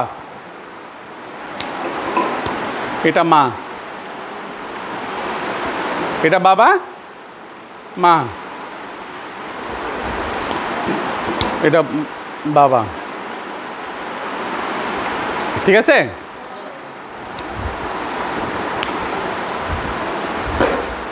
এবার আসো এখান থেকে শুরু করি। আমার সৃষ্টিকর্তা তো আমাকে অসুস্থ অবস্থায় পৃথিবীতে পাঠাইছিল। আপনি কোথায় গাইডলাইনে পেয়েছেন? আপনি যখন সাহাবাদের ঘটনাবলী পড়েন সেখানে কি পেয়েছেন তারা অসুস্থ ছিল? পেয়েছেন? শুধু একটা রোগ পাওয়া যায়, কুষ্ঠ রোগ। আর কিছু আছে? আর ওই নবী করিম সাল্লাল্লাহু আলাইহি সাল্লামকে আপনারা তারা জাদু করেছিল, এইটুকুই পাওয়া যায়। আর কিছু আছে? হ্যাঁ, আর কিছু নেই। তাহলে যিনি আপনাকে তৈরি করছেন, কতটা আপনাকে ভালোবেসে তৈরি করেছেন। আপনি যখন কোনো প্রোডাক্ট তৈরি করবেন, মার্কেটে ছাড়বেন, তখন কি ডিস্টার্ব দিয়ে ছাড়বেন? সম্ভব? তাহলে আপনি আল্লাহ কি আপনাকে ডিস্টার্ব দিয়ে ছেড়ে দিয়েছিল? কখনোই আমার আল্লাহ আমাকে ডিস্টার্ব বডিতে অসুস্থ দিয়ে পৃথিবীতে পাঠাননি, কোথাও নেই। সেইটাও আমি দেখেছি একদম সেই কত 4000 খ্রিস্টপূর্ব, 5000 খ্রিস্টপূর্ব সেই বইগুলো আমি একটু একটু করে সেইগুলো খোঁজার চেষ্টা করেছি, যে দেখবো ওখান থেকে কোনো অসুস্থতা আসতেছে কিনা। বুঝতে পারছেন? তাহলে দেখেন সেখান থেকে যে পৃথিবী যখন পাঠিয়েছিলেন, কিন্তু আপনাকে সুস্থ অবস্থায় পাঠিয়েছিলেন, কিন্তু আপনি এখানকার পরিবেশের অনুযায়ী আপনি আবহাওয়াটা খাপ খাওয়াতে না পারে আপনাকে আল্লাহর কাছে আপনাকে আত্মসমর্পণ করতে হয়েছিল। তারপর তিনি পাতলিয়ে দিয়েছেন কীভাবে থাকতে হবে, তাই তো? এতটুকুই তো। যেহেতু আমার বডিটা জান্নাতের ফ্যাক্টরিতে তৈরি, সেহেতু আমাকে এখানে আমার বডিটা ভালো কাজ করবে না, সেহেতু আমি ডিস্টার্বে পড়বো। অতি গরম, অতি বৃষ্টি, অতি ঠান্ডা, খাবারের কষ্ট, সব কষ্ট। কেন একদম জান্নাতে খানা খেতাম, এখানে তো জান্নাতে খানা খাবো না, সুতরাং আমার পেট খারাপ থাকতেই পারে। কি তারপরেও সিস্টেম করে দিয়েছেন কীভাবে থাকতে হবে তোমাকে। তারপরে কিন্তু জান্নাতের কিছু খানা এই পৃথিবীতে পাঠিয়েছেন, খেজুর, মধু, দুধ, নাকি পাঠাননি? ওগুলো খেলে আপনারা অসুস্থ হন? হ্যাঁ, আর ভালো লাগে না, মনটা ফুরফুরে লাগে না? তাহলে বুঝে নেবেন কিছু জান্নাতি খানা কিন্তু পৃথিবীতে এখনও আছে, সেটা আপনাকে প্রমাণস্বরূপ রেখেছে। তাহলে আপনি যদি সেই অসুস্থতা যদি আপনাকে না পাঠান, যদি আপনাকে সুস্থ শরীরে পাঠান, কিন্তু তিনি কিন্তু একটা কথা নিষেধ করে দিয়েছিলেন যে পৃথিবীতে অন্য অন্য প্রাণী যখন ওভার সেক্সুয়ালিটি করতে পারে, মানব কিন্তু ওভার সেক্সুয়ালিটি করতে পারবে না, এটা একদম নিষেধ করে দিয়েছেন। এবং এইটার উপরে যতটা ক্ষতি হবে তিনি কিন্তু ধামকিটা কিন্তু জোরে মারছেন কোরআনে এবং হাদিসের ধামকিটা কি খুবই জোরালোভাবে মারছেন। তুমি যদি এই কাজে লিপ্ত থাকো তাহলে পৃথিবীতে তুমি ভালো থাকবে না, আর আমার কাছে আসলে তো ডান্ডাবাড়ি খাবি। কি আমরা যদি এখানে এখন মনে আমেরিকার রোলস গাড়ি যদি বাংলাদেশে আইনে চালাই, কদিন পর কী বলেন, টিকবো? ওই পরিবেশে তৈরি, ওই রোড অনুযায়ী রোলস রয়েল তৈরি। আর এখানে যে ভাঙ্গাচোরা রাস্তায় চলবো, আপনি এখান থেকে আসলাম যে কালকে বেলা রাত্রেবেলা ঠক্কর ঠক্কর করতে, এই রাস্তায় চলবে এটা? দুদিন পরে করবেন যে ভাই তোমার গাড়ি তো চলে না, তুমি ফেরত নিয়ে যাও। এখন তো ওই লোক তো ফেরত নিল, ওই লোক কী করবে? গাড়িটাকে ঠিক করবে? ও করবে কি, পুরো ওই আগুনের কুণ্ডের ভিতরে নিক্ষেপ করবে, যেটাকে আবার গোলায়ে আবার নতুন করে গাড়ি তৈরি করবে। তা আপনার বডিটাকে সেরকম ওখানে নিয়ে ওই আগুনের কুণ্ডের ভিতরে নিক্ষেপ করে আপনি বডিটাকে তামা বানিয়ে আপনাকে আবার নতুন করে তৈরি করবেন। তাই বলা আছে না? এখানে বলা নাই? বুঝতে হবে স্যার, চিন্তা করতে হবে, মুমিনদেরকে চিন্তা করতে বলছে। তাহলে সুতরাং এখানে যেই কাজটা করি না কেন, আমাকে কিন্তু ওই তামা বানিয়ে আমাকে ঠিক করে আবার আমাকে জান্নাতে নিবে পরবর্তীতে। তার আগে কিন্তু আমি ওই আগুনের ভিতরে থাকবো যতদিন পর্যন্ত আমার বডিটা ওই কুণ্ডলীর ভিতরে না পোক্ত হয়ে না শেষ হয়ে যাবে, ততক্ষণ আমাকে ওইটার ভিতরে থাকতে হবে। ঠিকই আমি ওই গাড়িটা ওইভাবে অতদিন পর্যন্ত রাখবো, না গলা পর্যন্ত, না গিয়া পর্যন্ত, ও পানি না পড়া পর্যন্ত, আবার নতুন নতুন ওইভাবে আমি তো কুণ্ডলীর ভিতরে ফেলে রাখবো। বুঝে আসছে স্যার? তাহলে দেখো এখানে কিন্তু আবার সেক্সুয়ালিটা কিন্তু কী করেছিল, তিনি কিন্তু ধামকি মেরে রেখেছিলেন। কী বলেছেন? ধামকি মেরেছেন। আর আমাদের পরিবেশ অনুযায়ী একটু খাপ খাইতে পারি, সেটা অন্য অসুস্থতা, ওটা অন্য অসুস্থতা, ওটা বলে ডিসপজিশন। আমি যে প্রকৃতির নিয়মটাকে অবহেলা করি, না মেনে চলি, সেই জন্য যে আমার বডিতে যে অসুস্থতা আসবে সেটা হলো কি ডিসপজিশন, অসুস্থ না। এটা কোনো আপনার টেস্টে কোনো কিছু ধরা পড়বে না, ডায়াগনোসিস সেন্টারে কোনো টেস্টে এটা ধরা পড়বে না, কিন্তু আমি ফাংশনাল ডিসঅর্ডার হয়ে আমার থাকবে। কী থাকবে বলেন? ফাংশনাল ডিসঅর্ডার হয়ে থাকবে। বুঝতে পারছেন? এটাকে আবার আমরা সাধারণভাবে যদি আমরা প্রকৃতির নিয়মকে যদি আবার ভালোভাবে মেনে চলি, তাহলে আমি এই ফাংশনাল ডিসঅর্ডার থেকে আবার আপনি ভালো হয়ে যাবো। হিনিম্যান বলছেন না, আপনি ভালো হয়ে যাবে। অচিরোগ বলছে কি না? দেখেন মিলান, অচিরোগ বলছে কিন্তু মিলে যাবে। এবার যেখানে বলছে আপনাকে ওভার সেক্সুয়ালিটি করা যাবে না, আপনাকে বড় একটা ধামকি মেরে রাখছে, কিন্তু অন্যান্য প্রাণীরা কিন্তু ওভার সেক্সুয়ালিটি করতে পারে, কিন্তু মানব তার ওভার সেক্সুয়ালিটি করতে পারবে না। তার কারণটা কি বলেন? বের করেন। তার কারণটা হলো আপনার ভিতরে একটু ভালোবাসা বেশি দিচ্ছে। কোরআনে বলছে না, মানুষকে আমার যে ভালোবাসা আছে তার ভিতরে একটা ফোঁটা ভালোবাসা আপনার ভিতরে ঢেলে দিছে, যা অন্য প্রাণীদের ভিতরেও দেয়নি। আমি যদি আপনার ওয়াইফকে যদি আজকে যদি বলাৎকার করতে যাই বা আপনার বাবাকে ধরতে যাই, আপনি আমাকে ছেড়ে দিবেন? কেন ছেড়ে দিবেন না? আপনার স্ত্রীর প্রতি আপনার ভালোবাসার, আপনি আমাকে মেরেই ফেলবেন। আর যদি এরকম মেরে ফেলতে থাকে, আর আমরা যদি এরকম করতেই থাকি, তাহলে পৃথিবীর মানব জাতি কি টিকবে? পৃথিবী কি টিকবে? এই জন্য দেখো কোরআনে কিন্তু ধমকিটা মারছে, কিন্তু জোরেই মারছে, বেটা তুই এই কাজ করতেই পারবি না। একটু ভালোবাসা দেওয়ার কারণে, যদি ভালোবাসা না দিত তাহলে কুকুরের মতন আমরা বিভিন্ন জায়গায় পাড়াপাড়ে ঘুরে বিভিন্নদের মতো ইউজ করে ফেলতে পারি। বুঝে আসছে স্যার? হ্যাঁ, শুধু একটু সামান্য ভালোবাসা। আপনার মেয়েকে যদি আমি ধরতে যাই, আপনি ছেড়ে দিবেন? ভাই কি তার বোনকে ধরতে আসছে, ভাই কি ছেড়ে দিবে না। এইভাবে মানবিক পৃথিবীটা ধ্বংস হবে। এই ধ্বংস যাতে না হয় আর এই কাজ সংগঠিত না হয়, এই জন্য বড় করে একটা ধামকি মেরে রাখছে। আর আমার অপশক্তি আমাকে সেই কাজে প্রলুব্ধ করতেছে, অপশক্তি কাজে প্রলুব্ধ করতেছে। তাহলে সেই রকম যদি প্রলুব্ধ করতে থাকে, তাহলে আমরা হযরত মুহাম্মদ সাল্লাল্লাহু আলাইহি ওয়াসাল্লামের আগে যে জিনিসগুলো দেখছিলাম, লূত আলাইহিস সালামের সামনে যখন ওভার সেক্সুয়ালিটি চলতেছিল, তখন কি পুরো জাতিটাকে কি উল্টিয়ে দিয়েছিলেন না? কারণটা কি? তখন সিফিলিটিক এবং গনোরিয়া যে হারে বাড়তেছিল, ওই অসুস্থ মানুষ নিয়ে যদি পৃথিবীতে ছড়িয়ে যায়, তাহলে পৃথিবী কি ভালো থাকবে? ওই জন্য ওই সময়টা যে ধরনের পাপ করতো, ওই সময় ওখানেই উনি এটাকে উল্টাই দিতেন, নাহলে পানি দিয়ে ডুবিয়ে দিতেন, নাহলে আগুন দিয়ে ধ্বংস করে দিতেন। বুঝতে পারছেন? কিন্তু হযরত মুহাম্মদ সাল্লাল্লাহু আলাইহি ওয়াসাল্লামের পর থেকে সেটা কিন্তু নাই। তিনি ক্ষমা চেয়ে নিয়েছেন, তুমি এই কাজটা করো না। আমার উম্মতের জন্য, আখিরাতে বিচারের জন্য সাব্যস্ত করো। বুঝতে পারছেন? জিনিসটা কিন্তু চিন্তা করতে হবে। যেহেতু আমার ওভার সেক্সুয়ালিটি করার নিষেধ, যেহেতু ওভার সেক্সুয়ালিটির কারণে আমাদের পৃথিবীতে আমাদের বই গাইডলাইনগুলোর ভিতরে পাওয়া যাচ্ছে যে তারা পৃথিবীটাকে উল্টিয়ে দিয়েছে, তাহলে এখন কেন উল্টাচ্ছে না? তাহলে এখন আমরা কই আছি? প্রশ্ন আসে না? তাহলে এখন যদি প্রশ্ন আসে, যদি মনে করেন যে আমি সাইফ এখন ওভার সেক্সুয়ালিটি করার কারণে আমার দুটো ডিজিজ কন্ডিশন আমার বডিতে আসতে বাধ্য, কয়টা?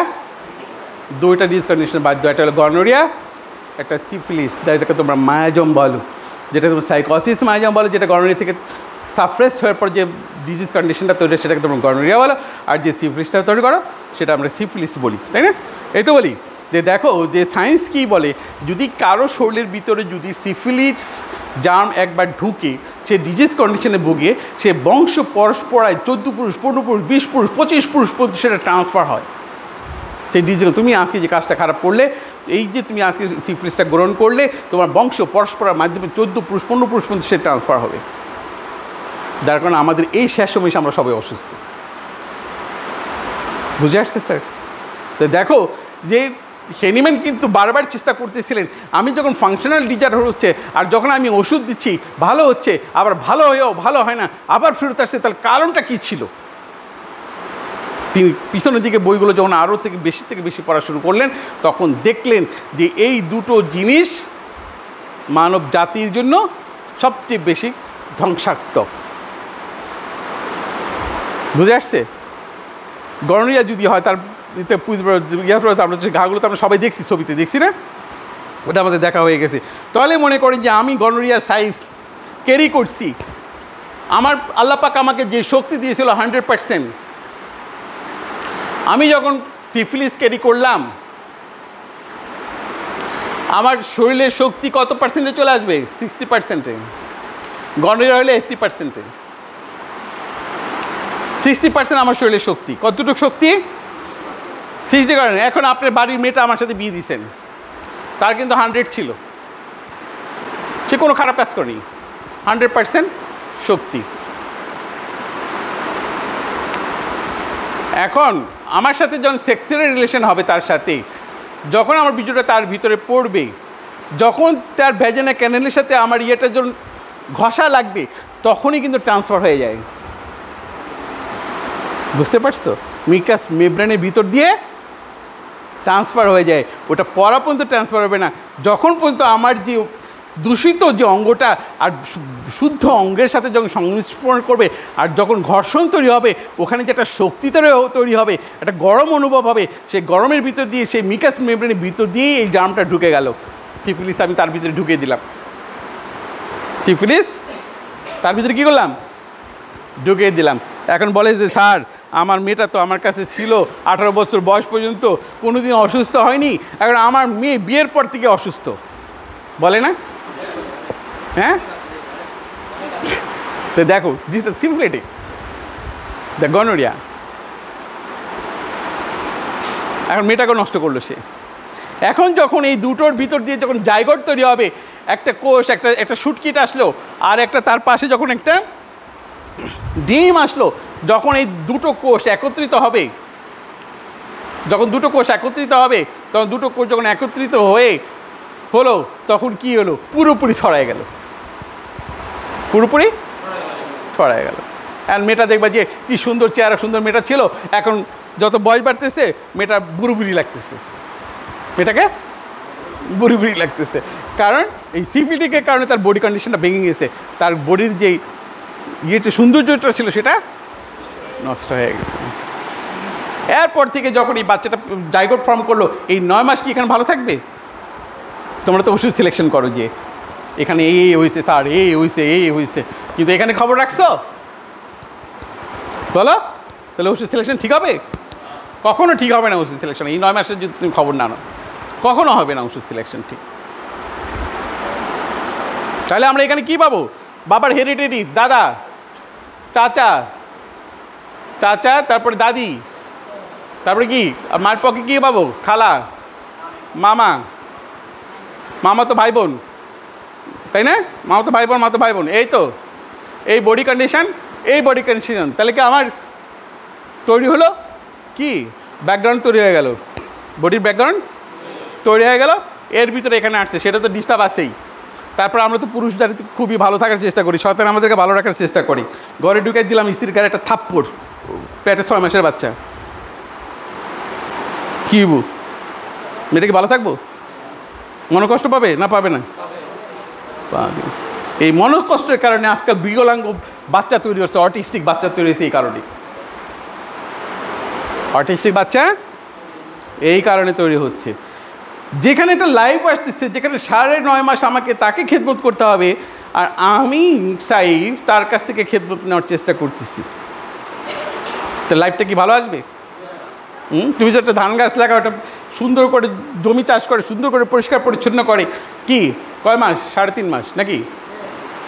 তাহলে 3.5 মাস যদি একটা কৃষক তার ধান খেতে জন্য এতটা পরিশ্রম করে, তাহলে আমার বিবির গর্বে যে আমার বাচ্চাটা আসতেছে, আমার কি পরিশ্রম করা উচিত কি না? আমাদের ছেলেকে সে পরিশ্রম করে? আপনি কি আপনার ছেলেকে সে পরিশ্রম করা শিখাইছেন? শুধু তো শিখাচ্ছেন একটা চাকরি কীভাবে ধরতে হবে আমাকে, হ্যাঁ? আমাদের বাচ্চারা একটা চাকরি ধরা ছাড়া কিছুই শিখছে না। আর মেয়েরাও তার সাথে, মারাও মেয়েদেরকে পড়াচ্ছে তোরা চাকরি করবি, আর মেয়ে তার চাকরি করতে যাব এই নিয়ে তার পড়াশোনা করার কারণে তার মেইলি যে বৈশিষ্ট্যটা সে ভুলে যাচ্ছে, মেইলি বৈশিষ্ট্যটা ভুলে যাচ্ছে, যার কারণে তার নর্মাল বেবি ক্যারি করতে পারছে না। আগেকার দিনে মেয়েরা বাপের বাড়িতে থাকতো, ঘরে থাকতো, তখন কি করতো? সে ভালো থাকতো, স্বামীর ব্যবহার ভালো থাকতো, শাশুড়ির ব্যবহার ভালো থাকতো, তখন মেয়ের ভিতরে একটা বাচ্চা আসে, সে বাচ্চাটাও জ্ঞানী হতো। এখন আর সেই ধরনের জ্ঞানী লোক তৈরি হচ্ছে না এই কারণে। বুঝতে পারছেন? তা চিন্তা করো, তো এই 9টা মাস আমাকে যেভাবে পরিচর্যা করা দরকার, আমরা কি সেইভাবে পরিচর্যা করতে পারি কিনা আমাদের বিবিদের ক্ষেত্রে? আপনি চিন্তা করেন, আপনি বাচ্চাদের ক্ষেত্রে আপনি বিবিকে কতটুকু আপনি তার জন্য কষ্ট করছেন, তার বমিটা কতক্ষণ আপনি পরিষ্কার করছেন, তার বমি মাখা কাপড়গুলো আপনি কতক্ষণ ধুইছেন? কেউ যে ধোবে না তার বাচ্চার প্রতি মহব্বত নেই, যে ধোবে না তার বাচ্চার প্রতি মহব্বত কম। যার কারণে যেসব বাবারা বিদেশে থাকে, মা এই দেশে থাকে, সেসব বাবারাদের তাদের বাচ্চাদের উপর তার মহব্বত কম। বুঝতে পারছো? কারণ সে তো দেখেনি 9 মাসে তার কষ্টটা, সে তো উপলব্ধি করেনি। এখন বাবা আসছে, জমি জমা নিয়ে লাগতেছে, মারামারি কাচার লাগতেছে, আমার সুস্থ থাকার 12টা আমি বাজাচ্ছি, সুস্থ থাকার 12টা বাজাচ্ছি। তো দেখো এখানে আমার অসুস্থ থাকে, তাহলে আমাকে এই 9 মাসটা আমাকে সুস্থ থাকতে হবে। এখন কিন্তু 9 মাস কি মেয়েরা সুস্থ থাকতে পারতেছে? তাকে 3 মাস যাইতে না যেতে তাকে কী দিচ্ছে? টিটি ভ্যাকসিন দিচ্ছে। কি দিচ্ছে? টিটি ভ্যাকসিন দিচ্ছে। এই টিটি ভ্যাকসিন দেওয়ার পর তার বডি কন্ডিশন কী হবে? যেখানে একটা তুমি ধান গাছ যদি তুমি লাগাও, সেখানে একটা অন্য সার দিতেও ভয় পাও যদি এটা মরে যায়, আর তুমি তোমার বিবির শরীরের ভিতরে একটা ভ্যাকসিন ঢুকাই দিলে, তাহলে ভ্যাকসিনের যে একটা শক্তি, সেই শক্তিটা তোমার বিবির বডির শক্তিটাকে নষ্ট করে দিল। কি দিল? নষ্ট করে দিল। এবার বাচ্চাটা যখন মায়ের পেট থেকে বেরোতে পারবে, যে ফোর্সে বেরোর কথা ছিল সে ফোর্স আর পায় না, এবার তার পেট কাটো। বুঝতে পারছো? আমরা তো ঠিকই পালসি টিলা দিই, দেও বেশি করে, এটা নর্মাল বেবি হবে, হ্যাঁ? কিন্তু তুমি যেখানে গলতে দিয়ে রাখছো এটা তুমি বুঝো না। কি পারবা? পালসি টিলা দিয়ে নর্মাল বেবি আনতে পারবা? সব কিছু সবটি হয়? হ্যাঁ, হয় না। দিতে কন্ডিশন দেখতে হবে, তার স্বাস্থ্যগত অবস্থাটা দেখতে হবে, তার স্বাস্থ্যগত অবস্থা কতটুকু ডিস্টার্ব আছে সেটা আমাকে বুঝে বলতে পারবো, তখন যেটা তোমার নর্মাল বেবি হওয়ার সম্ভাবনা, আর নাহলে সম্ভাবনা নেই। কারণ তার যে তুমি বাথরুমে গিয়ে বাথরুম করার সময় যে পড়বে খ্যাচার করে একটা যে শক্তি প্রয়োগ করো, আর ওই অত বড় একটা ভেজনা ক্যানেলের ভিতর দিয়ে এতটুকু একটা ভেজনা ক্যানেলের ভিতরে অত বড় মাথালে একটা বাচ্চা বেরোবে, সেই শক্তি পাবে কই? পাবে? এই মেয়েরা পাবে? বলো, চিন্তা করো। কখনো সম্ভব না। খুব শক্তির দরকার সেখানে, সেই শক্তিটা খর্ব হয়ে যাচ্ছে এই ভ্যাকসিনের কারণে। আর এই সময়টাতে যে অসদৃশ্য বিধান মতো যে ওষুধগুলো খাওয়ানো হচ্ছে, ক্যালসিয়াম কার্বনেট, পিফল, আর কি বলে জিঙ্ক সালফেট, আর কি খাওয়ায়? এই মেয়েরা কি খাওয়ায় বলো? হ্যাঁ, আয়রন খাওয়ায়। আয়রন তো ন্যাচারাল আয়রন আছে, কলা ভর্তা খাওয়াতে পারি, কলা থোড় খাওয়াতে পারি, কলা গাছে থোড় আছে না, আয়রন আছে না, লতি আছে না, খাওয়াতে পারি না? এখন বাচ্চারা সবসময় স্কুলে পড়াচ্ছেন, সে তো এগুলো খাওয়ার অভ্যস্ত হয় না। এখন তারা যদি খাওয়াইতে যান, সে খাইবো? তো সে নর্মাল বেবি দিতে পারবে? কখনো নর্মাল বেবি দিতে পারবে না, তুমি 12টা বাজি দিলে কিন্তু। এবার এখানে যে নর্মাল বেবি হওয়ার সম্ভাবনা এখানে আসছে, তোমার একটা ডেট দিয়ে দেয় যে এত তারিখে ইডিডি, কি বলে এটাকে বলো, ইডিডি, এই তারিখে তোমার বেবি হবে।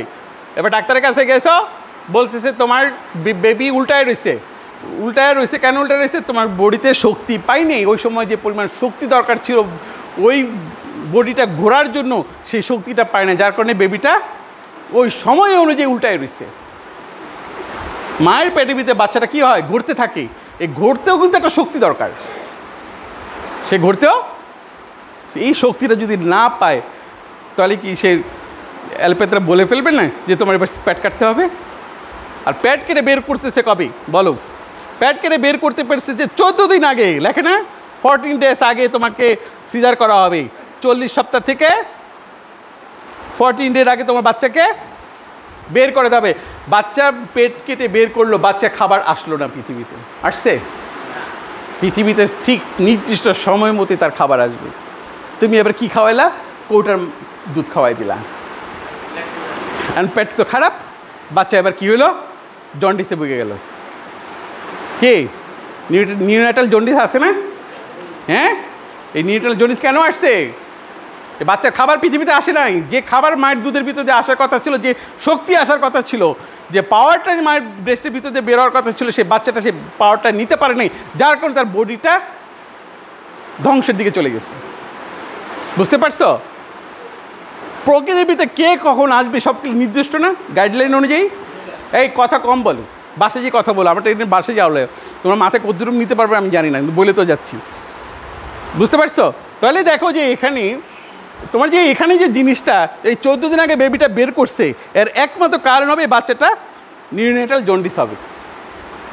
এই নিউনেটাল জন্ডিস হওয়ার কারণ হলো ওই বাচ্চা জন্মের যখন বের হওয়ার কথা ছিল ন্যাচারালি তার থেকে আমি 7 দিন, তার থেকে 14 দিন আগে এই বাচ্চাটাকে মায়ের পেট থেকে বের করে ফেলছি। এখন কি মেয়েরা কি বের করবা তোমাদের বাচ্চা থেকে 14 দিন আগে? বলো, ওরা জানে না, এখন আর করবে না, এখন আর করবে না। ও জানে না বলে করে। যদি জানতো না, আমার বাপ কোরআনেই বলছে যে প্রতিটা মানুষের নির্দিষ্ট সময় খাবার আসবে, নির্দিষ্ট সময় যখন খাবার শেষ হয়ে তো পৃথিবী থেকে তাকে প্রস্থান করতে হবে। এই কথা যদি ঠিক থাকে তাহলে আমি পেট কেটে তোমার বাচ্চাটাকে বের করলাম, খাবার কি আসবে? আসবে না। বাচ্চা তো মায়ের পেটে তো জীবিত ছিল, মায়ের পেটেও কি জীবিত ছিল, ওই সময় মায়ের খাবার নাভি থেকে তার খাবারটা টেক করতো। এখন ওই পরিমাণ, হ্যাঁ আরে বাবা সেটা তো তুমি বোঝো না বলে করছো। এখন দেখো এই জিনিসটা আমাদের আজকাল দেখো অ্যাবনর্মাল বাচ্চা হওয়াটা। এখন তুমি এখানে যতই ওষুধ দাও, এখন এই জন্ডিসের জেলে স্যার জন্ডিসের ওষুধে কাজ করে না। আমার তো সেদিনকে এক ডাক্তার ফোন দিছে, স্যার আমি তো বাচ্চা 17 দিন বয়স, তাকে ব্রাক্স দিচ্ছে, তার মুখে ঘা হয়ে গেছে। কী হয়েছে বলা? ঘা হয়ে গেছে। কতদিন বয়স? আমি কি তুমি তোমার বাচ্চাটাকে জিজ্ঞেস করছো যে বাচ্চাটা যে জন্মের তার ইডিটি কত আগে তাকে পেট থেকে বের করছে, এটা সিজার হয়েছে না নর্মাল হয়েছে জিজ্ঞেস করছো? না স্যার এগুলো কিছু জিজ্ঞেস করিনি। বলো, সে ব্রাক্স দিছে। ব্রাক্স কি একটা সাধারণ মেডিসিন? একটা ডিপ অ্যাক্টিং মেডিসিন। একটা ছোটো বাচ্চা তার লাইফ কয়দিন? 17 দিন। কয়দিন? সে এমন কি খারাপ কাজ করলো যে তাকে এই ব্রাক্সের মতো মেডিসিন আমার দেওয়া লাগবে? এখানে আমাকে চিন্তা করতে হবে, এখানেও আমাকে চিন্তা করতে হবে। আমি চিন্তা না করলে পাবো না। তো দেখো এখানে যে জিনিসটা করছে ওই ছেলেটা পরে এবং স্যার আমি জিজ্ঞেস করি, এবার জিজ্ঞেস করে বলতেছে স্যার সিজারে হয়েছে। কয়দিন আগে বেরোচ্ছে? স্যার 10 দিন আগে বের করছে। বুঝতে পারছো? তার খাবার ঠিক ছিল, তাকে তো কোটার খাবার খাওয়াইছে। কোটার খাবারের ভিতরে কি আছে? কিছু পরিমাণ কম বেশি থাকতে পারে, যার কারণে ওই ব্যাটাটা গ্রহণ করতে পারেনি, মুখে ঘা হয়ে গেছে। তাইলে আমার বাচ্চা যখন পৃথিবীতে আসবে তখন আমার বাচ্চাকে যখন আমি ছুরিতে কী কাটবো, মাঠ থেকে যখন আলাদা করবো একটা ফোর্সে বের হবে। ফোর্সে বেরোলে মায়ের শরীর থেকে যখন আলাদা করবো কী করবো? একটা কাঁচি ব্যবহার করবো। শুধু কী ব্যবহার করবো? কাটার জন্য, নাভিটা কাটার জন্য। এই তো স্যার, তাহলে প্রথম ডিজঅর্ডার কি তার? নাভি কাটা। প্রথম ডিজঅর্ডার কি? এই নাভি কাটতে গিয়ে বাচ্চাটা খিঁচুনি হতে পারে, কারণ এই ছুরিটা তার টিটি মুক্ত ছিল কি না, আগুনে ভালোভাবে ধোয়াই নিয়েছিল কি না, আগুনে পুড়ে নিয়েছিল কি না, এটার একবারে নতুন ব্লেড ছিল কি না। যখন আমি এইটা মায়ের যখন বাচ্চার নাভিটা কাটলাম, বাচ্চা কি মনে কষ্ট পাবে কি পাবে না? হ্যাঁ, অবশ্যই পাবে। মায়ের সাথে একটা ছেড়ে যাওয়ার একটা সম্পর্ক। তোমার বাপ মরে যাচ্ছে, তুমি কাঁদিয়ে ভেসে দিচ্ছ। মহিলাদের স্বামী মরে যাচ্ছে, 3 বছর পর বছর সে নষ্ট হয়ে যাচ্ছে, তার বডিটা এক টেনশনে। আর তোমার বাচ্চা তোমার থেকে যখন আলাদা করবে, একটা পোজ দিবে নাভিটা কাটার জন্য, সে কি ডিস্টার্বে পড়বে কি না? এখানেও ডিস্টার্বে পড়বে। তো এখানে সিম্পল আমার 2টো মেডিসিন ছিল, আর্নিকা এবং হাইপারিকাম দেওয়ার কথা ছিল। এখানে শুধু 2টো মেডিসিন আমার ছিল, কারণ তার বয়স মাত্র কয়েকটা ঘন্টা ছিল, কয়েকটা ঘন্টা ছিল। তাহলে জেলে এখানে যদি আমি মেডিসিন দিই, হাইপারিকাম আর্নিকা দিয়ে বডিটা কি সুস্থতা ফিরে আসবে। হ্যাঁ, মা এবং বাচ্চা দুটোকে দিতে হবে। বাচ্চা যে ওই অসের ভিতর যে বেরোচ্ছে, ওই ছোটো একটা অস, কিন্তু তার মাথা মোটা, তার শরীর মোটা, তাহলে শরীরে কি ব্যথা লাগে নাই? বলো, 7 অসটা কয় ইঞ্চি লম্বা, কয় ইঞ্চি? 7 থেকে 8 ইঞ্চি তার ভ্যাজানা ক্যানেল। সেই ক্যানেলের ভিতরে যখন বাচ্চাটা বেরোচ্ছে, তার বডিতে কিন্তু ব্যথা লাগছে। অনেক সময় জোর করে যে দায়রা কী করে, যে প্যাটের উপরে জোর করে টিপা মারে, বাচ্চাটা তার যেন ফস করে বেরোয় যায়, তো ব্যথা লাগে না? অনেক সময় বাচ্চার মাথা নীল বর্ণ হয়ে যায়, চেহারাটা নীল বর্ণ হয়ে যায় এই চাপের কারণে। দেখো ক্ষতিটা কে করছে। এবার মাথায় আঘাত লাগছে, বাচ্চাটা এখন 2 বছর বয়সে আর কথা বলতে পারে না। বুঝতে পারছো জিনিসগুলো? কত ডিপলি চিন্তা করতে হবে তোমাদের। ডিপলি চিন্তা না করলে তোমাদের তার হোমিওপ্যাথি হবে না, ওষুধ সিলেকশন হবে না। বুঝে আসছে? তাহলে এখন দেখো যে এখানে আমি যে বের করব, সেখানে কিন্তু আমার 2টো মেডিসিন ছিল, হাইপারিকাম আর্নিকা। বাচ্চাকেও খাই দিতে হবে, মাকেও খাই দেবে। যে মা এবং বাচ্চা দেখবে যে একদিনের ভিতরে বাচ্চা দেখবে যে বড় হয়ে গেছে,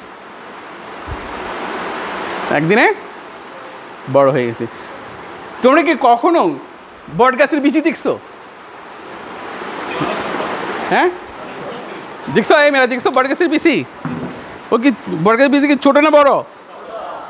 আর ওই বিচিটা যখন মাটি, পানি এবং বায়ুর সংস্পর্শে আসে, তখন যে ফোর্সে বের হয়, কত বড় বট গাছটা তৈরি হয়? বিশাল বট গাছ তৈরি হয়। তাহলে দেখো তোমার সৃষ্টিকর্তা কি পরিমাণ শক্তির দ্বারা পুরো বট গাছটাকে কনডেন্স করে, জিভ করে, ফাইলটা আমরা জিভ করি না কম্পিউটারে, জিভ করে ওই ছোট্ট বিচির ভিতরে ঢুকায় রাখছে। এই শক্তি যদি না বুঝো, তোমার হোমিওপ্যাথিক শক্তিও বুঝবে না। এই শক্তি যদি না বুঝো, সব শক্তি বুঝবে না। তুমি পট করে আর্সেনিক মেরে দেবে, পট করে টিউবারকুলাম মেরে দেবে, পট করে তুমি সোডিয়াম মেরে দেবে, কিন্তু ও কি তার যে পাওয়ার, সেটা আমি বুঝতে পারিনি। বুঝতে আমি যদি একটা দানা, বটগাছের দানা দেখি, আর পানি এবং বায়ু এবং মাটির সংস্পর্শে এত বিশাল হয়ে যাচ্ছে, এটা আমি নিজের চোখে দেখছি, তাহলে এই বিচিটার ভিতরে যে শক্তি লুকায় রাখছে, এটা অফুরন্ত শক্তি। সেই শক্তি আমি চিন্তা করতে পারবো না। ঠিক হোমিওপ্যাথি বডির ভিতরে যে ওষুধটুকু লেগে আছে, ওর ভিতরে যে শক্তি আছে, প্রতিটা প্রুভিং আমাদের সিনিয়র ডাক্তাররা বলে গেছে, সেগুলো বইতে লেখা আছে। সেইগুলো ভালোভাবে পড়তে হবে এবং সেগুলোকে ভালোভাবে আমাদেরকে বুঝতে হবে। যদি আমি সেই পাওয়ারটা সম্পর্কে যদি না বুঝি, তাহলে আমি তাকে 2-3 দিন টিউবারকুলাম খালাম, তার এমন শ্বাসকষ্ট শুরু হয়ে যাবে, তার এমন অ্যালার্জি শুরু হয়ে যাবে, সেগুলো আর মৃত্যুর আগ পর্যন্ত ভালো হবে না। প্রতিটা পাওয়ার আমাকে উপলব্ধি করতে হবে। কী করতে হবে বলা? পাওয়ারকে বুঝতে হবে না, উপলব্ধি করতে হবে। উপলব্ধি করতে হবে, 2টো শব্দ, উপলব্ধি করা। বুঝতে পারছো? হ্যাঁ, চিন্তা করে দেখো, এবার মাথা খারাপ হয়ে যাবে তোমার। বুঝতে পারছো? হ্যাঁ, এখন অত বড় সূর্যটাকে দেখি, ওর যে কী পাওয়ার, ওর কাছে গেলে বোঝা যাবে। এমনি এখানে দাঁড়িয়ে থাকে, রৌদ্রের গায়ে লাগলে পুড়ে যেতে চায়, আবার ওর কাছাকাছি গেলে কী শক্তি। অত দেখা যাচ্ছে তো ছোট্ট একটা জিনিস, দেখা যাচ্ছে কি ছোট্ট একটা জিনিস। This is the power. পুরো পৃথিবী কীভাবে চলছে? পাওয়ারে। তোমার বডি কী চলছে? পাওয়ারে। পাওয়ার বুঝতে হবে, পাওয়ার কী জিনিস। চাঁদের দেশে তোমার যাচ্ছে, কি বলে এটাকে, রকেট যাচ্ছে, কীভাবে যাচ্ছে? সে কত টন পড়াচ্ছে পাশার ভিতর দিয়ে, দেখো না টিভিতে, কত টন তার ফুয়েল পোড়ায়, তারপরে সে তার মধ্যাকর্ষণটাকে বের হয়ে যেতে চাচ্ছে, মধ্যাকর্ষণ শক্তিটাকে বের হওয়ার চেষ্টা করতেছে, কত টনকে টন ফুয়েল পুড়িয়ে তারপরে সে মধ্যাকর্ষণ চেঞ্জ হচ্ছে। তাহলে দেখো যে ওই বেচিটা পানি এবং বায়ুর সংস্পর্শে কত কী পরিমাণ শক্তিটাকে পিছনে ফেলে দিয়ে সে একটা ছোট 2টা পাতা নিয়ে বেরোচ্ছে। এবার চিন্তা করো, যা ওখানে গাছ আছে, যাই দেখো গা, কী শক্তি দিয়ে বেরোচ্ছে। তোমার উপলব্ধি করার শক্তি নাই। উপলব্ধি করার শক্তি নাই, মাথা খারাপ হয়ে যাবে।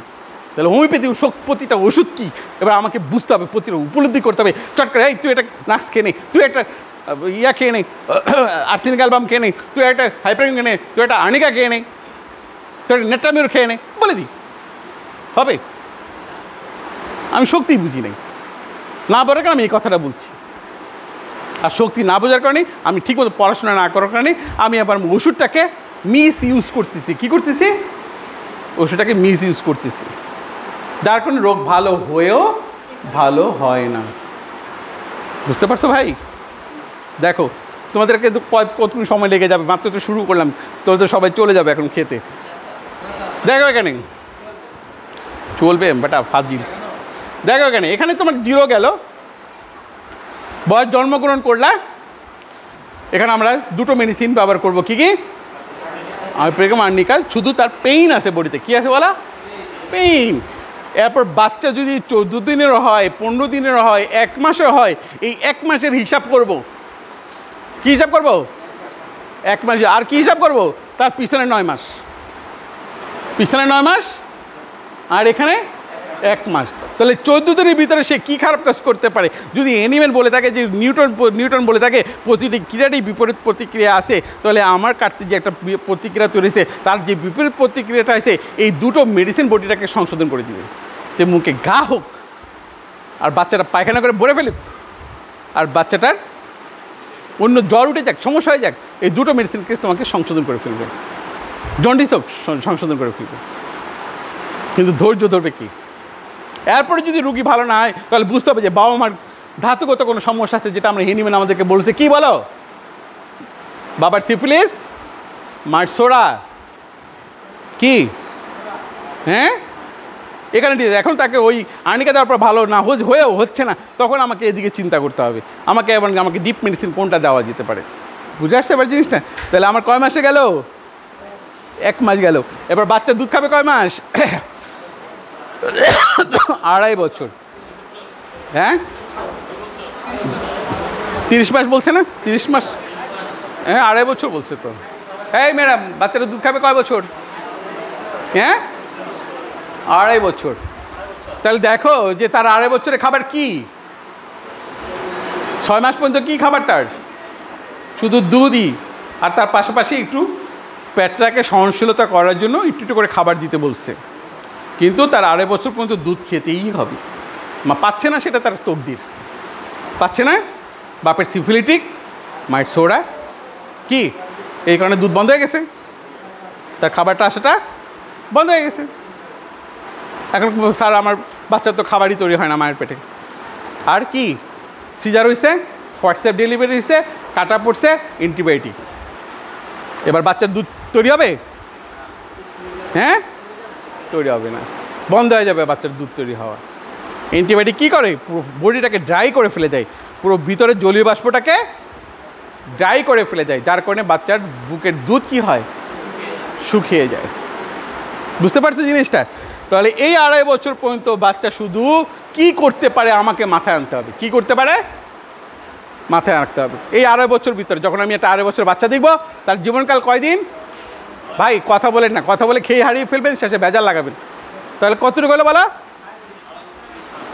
এই 2.5 বছরের হিসাব আমাকে করতে হবে। এই বাচ্চা নিজের থেকে কি করতে পারে, বাচ্চার বাবা মারা কি করতে পারে। বুঝে আসছে? কথা বলো না, এই কথা বলো না, কথা বলে খেয়ে হারিয়ে ফেলবে। তাহলে তুমি চিন্তা করে দেখো যে এখানে বাচ্চা কিন্তু 2.5 বছর খাবে। এখন বাচ্চার এখানে করতে গিয়ে তার দাঁত উঠবে কখন বলো? তার দাঁত উঠবে কখন? 6 মাসে। 6 মাস, 7 মাস না বেটা, ন্যাচারালি হাঁটবে কয় মাসে?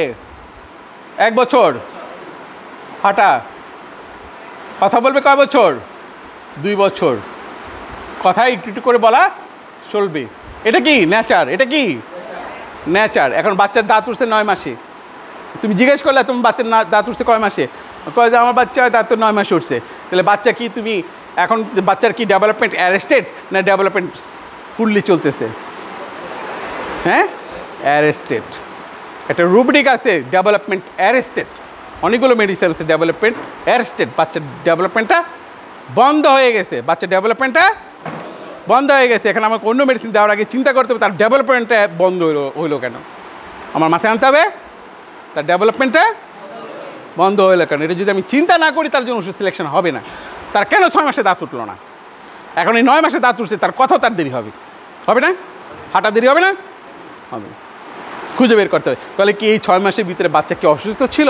কি হ্যাঁ স্যার, বাচ্চা তো জন্মের পর 3 দিন ইনকিউবেটরে রাখা ছিল।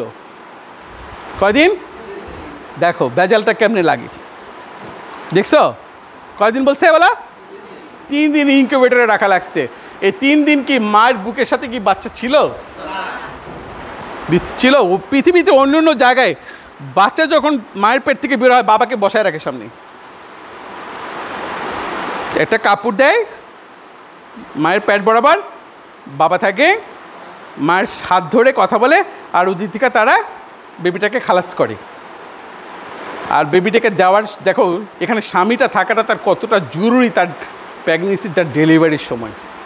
মেয়েরা কিন্তু ওই সময়টা শুধু স্বামীকেই খুঁজে, বাবা মাকে খুঁজে না, কারণ ওই কষ্টের কথাটা স্বামীকেই বলতে পারে। একটা লাইফ পৃথিবীতে আসে, তাদের দুজনে সমবোঝাতে আসতেছে, সেটার জন্য সেই জন্য না থাকে তাহলে কি ও মনে কষ্ট পাবে কি না?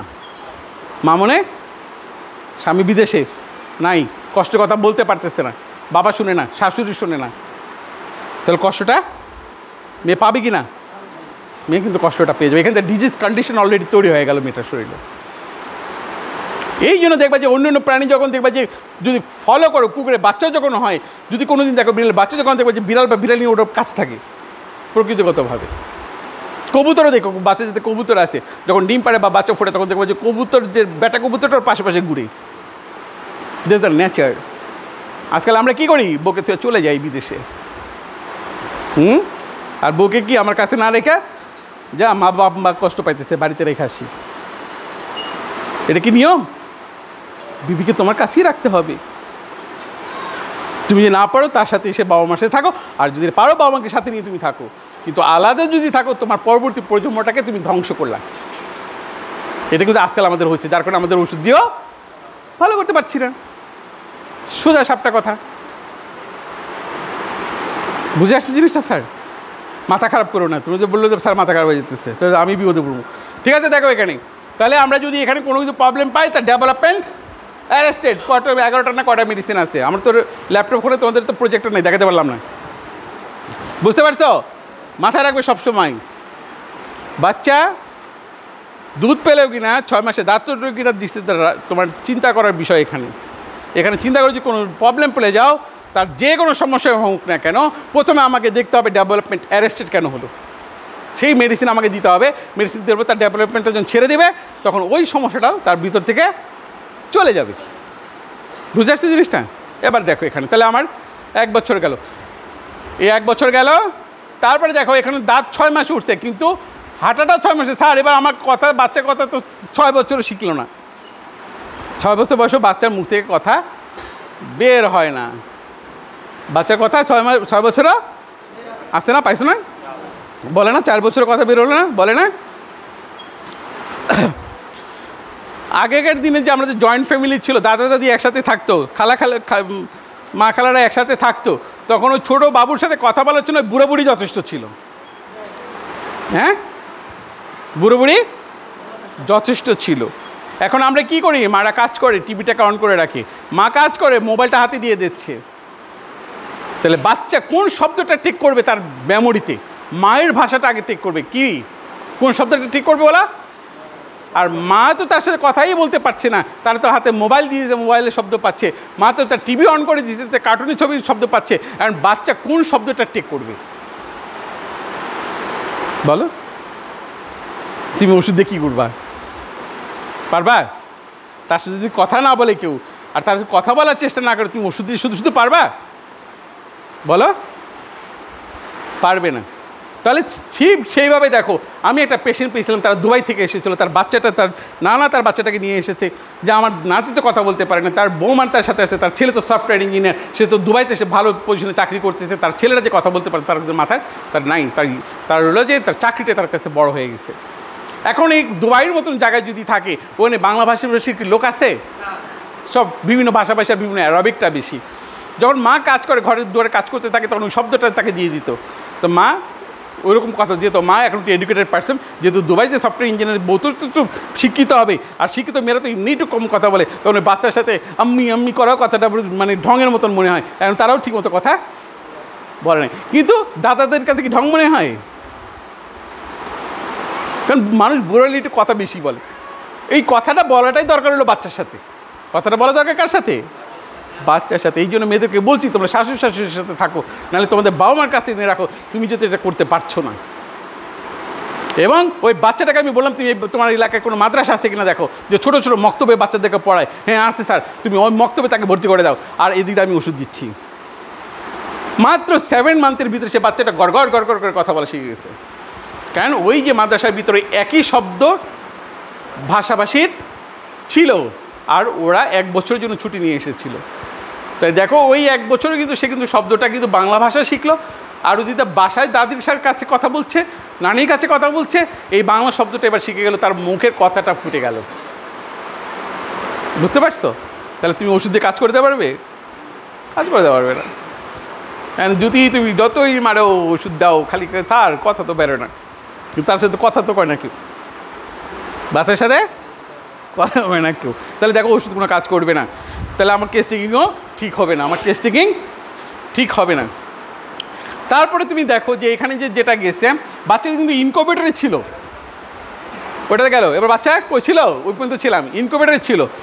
মায়ের যখন নাভিটা বাচ্চাটার নাভি কাটে, তখন বাচ্চাটা দায়রা কী করে, যখন বাচ্চাটাকে বের করেই মায়ের কোলের উপরে ফেলে দেয়, তার ব্রেস্টের উপরে ফেলে দেয় বাচ্চাটাকে। বাচ্চাটাকে কিছু ফেলে দেয়, ব্রেস্টের উপরে ফেলে দেয়। তারপরে কিছুক্ষণ পর বাচ্চাটাকে পরিষ্কার করে তারপর তার নাভিটা কাটে। তাহলে ওই বাচ্চা তার শরীরের গন্ধ, এটা যে আমার মা, এটা ও চিনে গেল। এবারে ওটা যে মা, এবার সে চিনে গেল। বুঝতে পারছো? প্রকৃতি নিয়ম। এটা বন্ধ করো, তুমি তো কেয়ারেবল বেসেছে। এই যে তার যে বন্ধটা হয়ে গেল, তার যে মায়ের সাথে যে সম্পর্কটা ছিল, ইনকিউবেটরে থাকলে পরে সে মাকে কি আর পাইলো? কিন্তু তার বুক কী চাচ্ছে ওই সময়? মাকে চাচ্ছে, মায়ের বুক চাচ্ছে। একটা বাচ্চা যখন মা কোলে নেয়, তার বাচ্চা কী হয়? বুকের ভিতরে লেপ্টে থাকে। তুমি দেখেছো তোমার বিবির বাচ্চাটাকে তাকেই দেখো যে মায়ের তার ব্রেস্টের সাথে কীভাবে সে বুক তার মুখটাকে লাগিয়ে রাখছে, কি আনন্দ সহকারে লাগিয়ে রাখছে। এটা কোনোদিন অনুভব করছো? এটা একটা অনুভবের জিনিস। আমার মা তো আমাকে এইভাবে দুধ খেয়েছে, আর মাকে আমি কষ্ট দিচ্ছি। তুমি তোমার বিবি কীভাবে দুধ খাওয়াচ্ছে তোমার বাচ্চাটাকে, তুমি ফলো করো, দেখো বাচ্চাটা কত আনন্দের সহিত তার মায়ের বুকের ভিতরে লেপ্টে আসে। তুমিও তোমার মায়ের বুকের সাথে একদিন লেপ্টে ছিলে, আজকে তুমি সেই মাকে কষ্ট দিচ্ছ। তুমি এদিকে তোমার ডিজিজ কন্ডিশন হয়ে গেছে, তুমি রোগে ভুগতেছো, তোমাকে ভালো করতে পারছি না, মায়ের সাথে তোমার সম্পর্ক খারাপ। বুঝতে পারছো? ওষুধ সিলেকশন কাজ করবে না। তাহলে দেখো যে ওখানে যে মায়ের সাথে মায়ের পারফিউমটা, সে কিন্তু তার শরীরে যেটা পারফিউম সেটা পেয়ে গেল।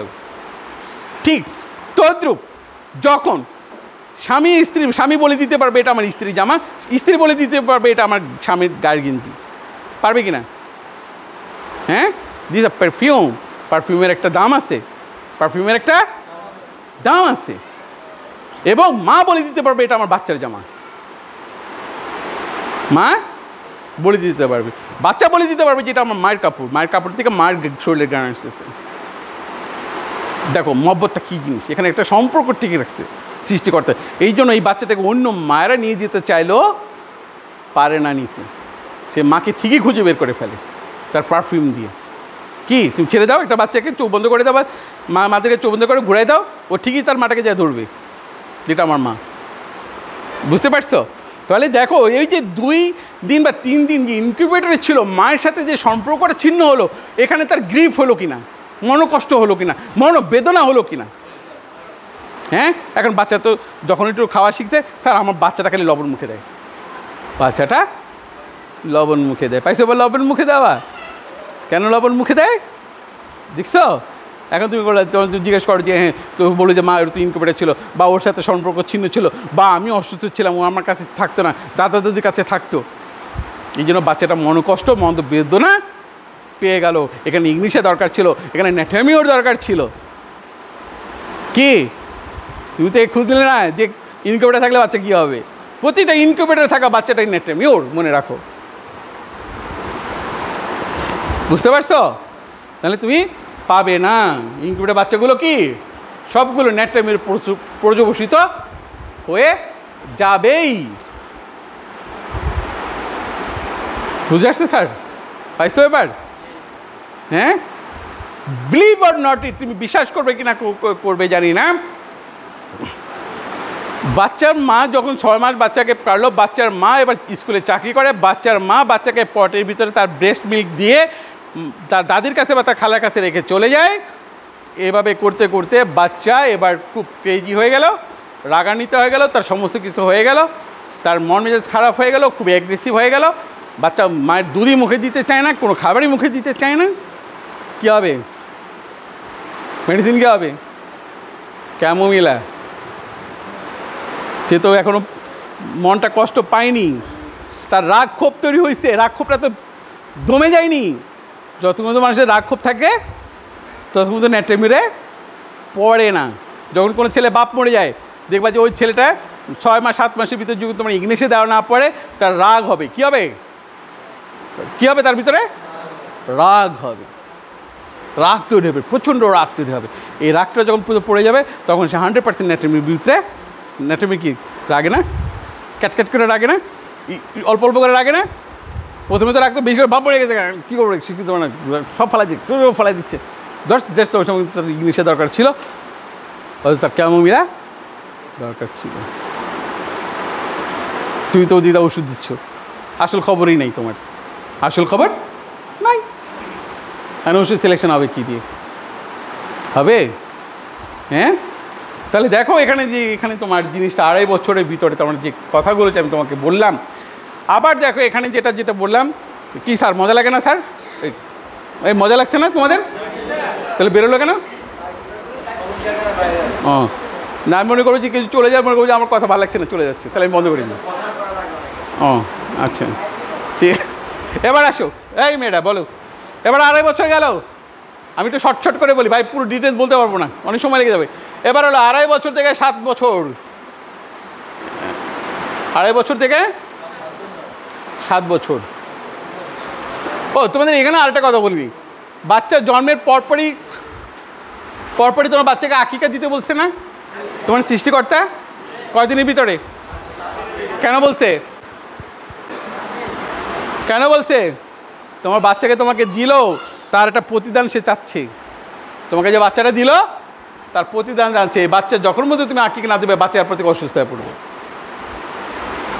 কিন্তু তার যে ইয়াটা তুমি দিলে না, তোমার যে ভালোবাসাটা জিনিস তুমি পাইলা, তুমি তাকে একটা কিছু দিলে না, আল্লাহর রাস্তায় কিছু দান করলে না, তোমার বাচ্চা এবার অসুস্থ হবে। এই জন্য সবাইকে বলি, বাচ্চা হওয়ার পরপরই বড় অঙ্কের টাকা আপনি দিয়ে দিবেন, বাচ্চা দেখবেন অসুস্থ হবে না। দানের মাধ্যমে কি হয়? হ্যাঁ, মুসিবত দূর হয়, রোগ দূর হয়। বুঝছো মেয়েরা? দিয়ে দেবে 10-20 হাজার টাকা দিয়ে দেবে। এরকম একটা ছিল, এক ইঞ্জিনিয়ার ছিল, জাহাজ তৈরি করতো, আমার পেশেন্ট ছিল। কই সাইফাই, আমি নিয়ত করে বলছি, যেই বাচ্চাটা পেট থেকে বের করলো, খুব কষ্ট হচ্ছিল, বের করতে পারলো, বাচ্চা সুস্থ পেরেছে, সাথে 30,000 টাকা সে দিয়ে দিছে, একদম নগদ। সে ও সিজারের হওয়ার আগে সে পেমেন্ট করে আসছে মসজিদে যেয়ে, কোন মাদ্রাসায় যে 30,000 টাকা আগে পেমেন্ট দিয়ে দিছে। কই সাহেব ভাই, এই পেমেন্ট দেওয়ার কারণে আমার বাচ্চাটা আল্লাহর মধ্যে সিজার কোনো সমস্যা হয়নি, ইনকিউবেটরে ঢোকা লাগেনি, বাচ্চাটাকে 7 দিনের ভিতরে ছেড়ে দিছে। বুঝতে পারছো? হ্যাঁ, সৃষ্টিকর্তার জিনিস কখনো ভুল নয়, সৃষ্টিকর্তার জিনিস কখনো ভুল নয়। কেন তোমাকে একটা ভালো জিনিস তোমাকে সৃষ্টিকর্তা দিল, তুমি কি তাকে কিছু দিবে না? এমনি তো তুমি যদি আমাকে উপকার করো, তোমাকে দিতে কিছু ইচ্ছে করে না? তাহলে তুমি কি তাকে কিছু দিবে না? তো মঙ্গলময় কাজ করবে না?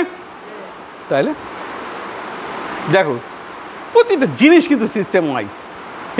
এনিমেন্ট কিন্তু যদি জানতো যে কোরআনের ভিতরে এগুলো আছে, তো কয়ে যেত দিচ্ছে তার রাইট পজিশন।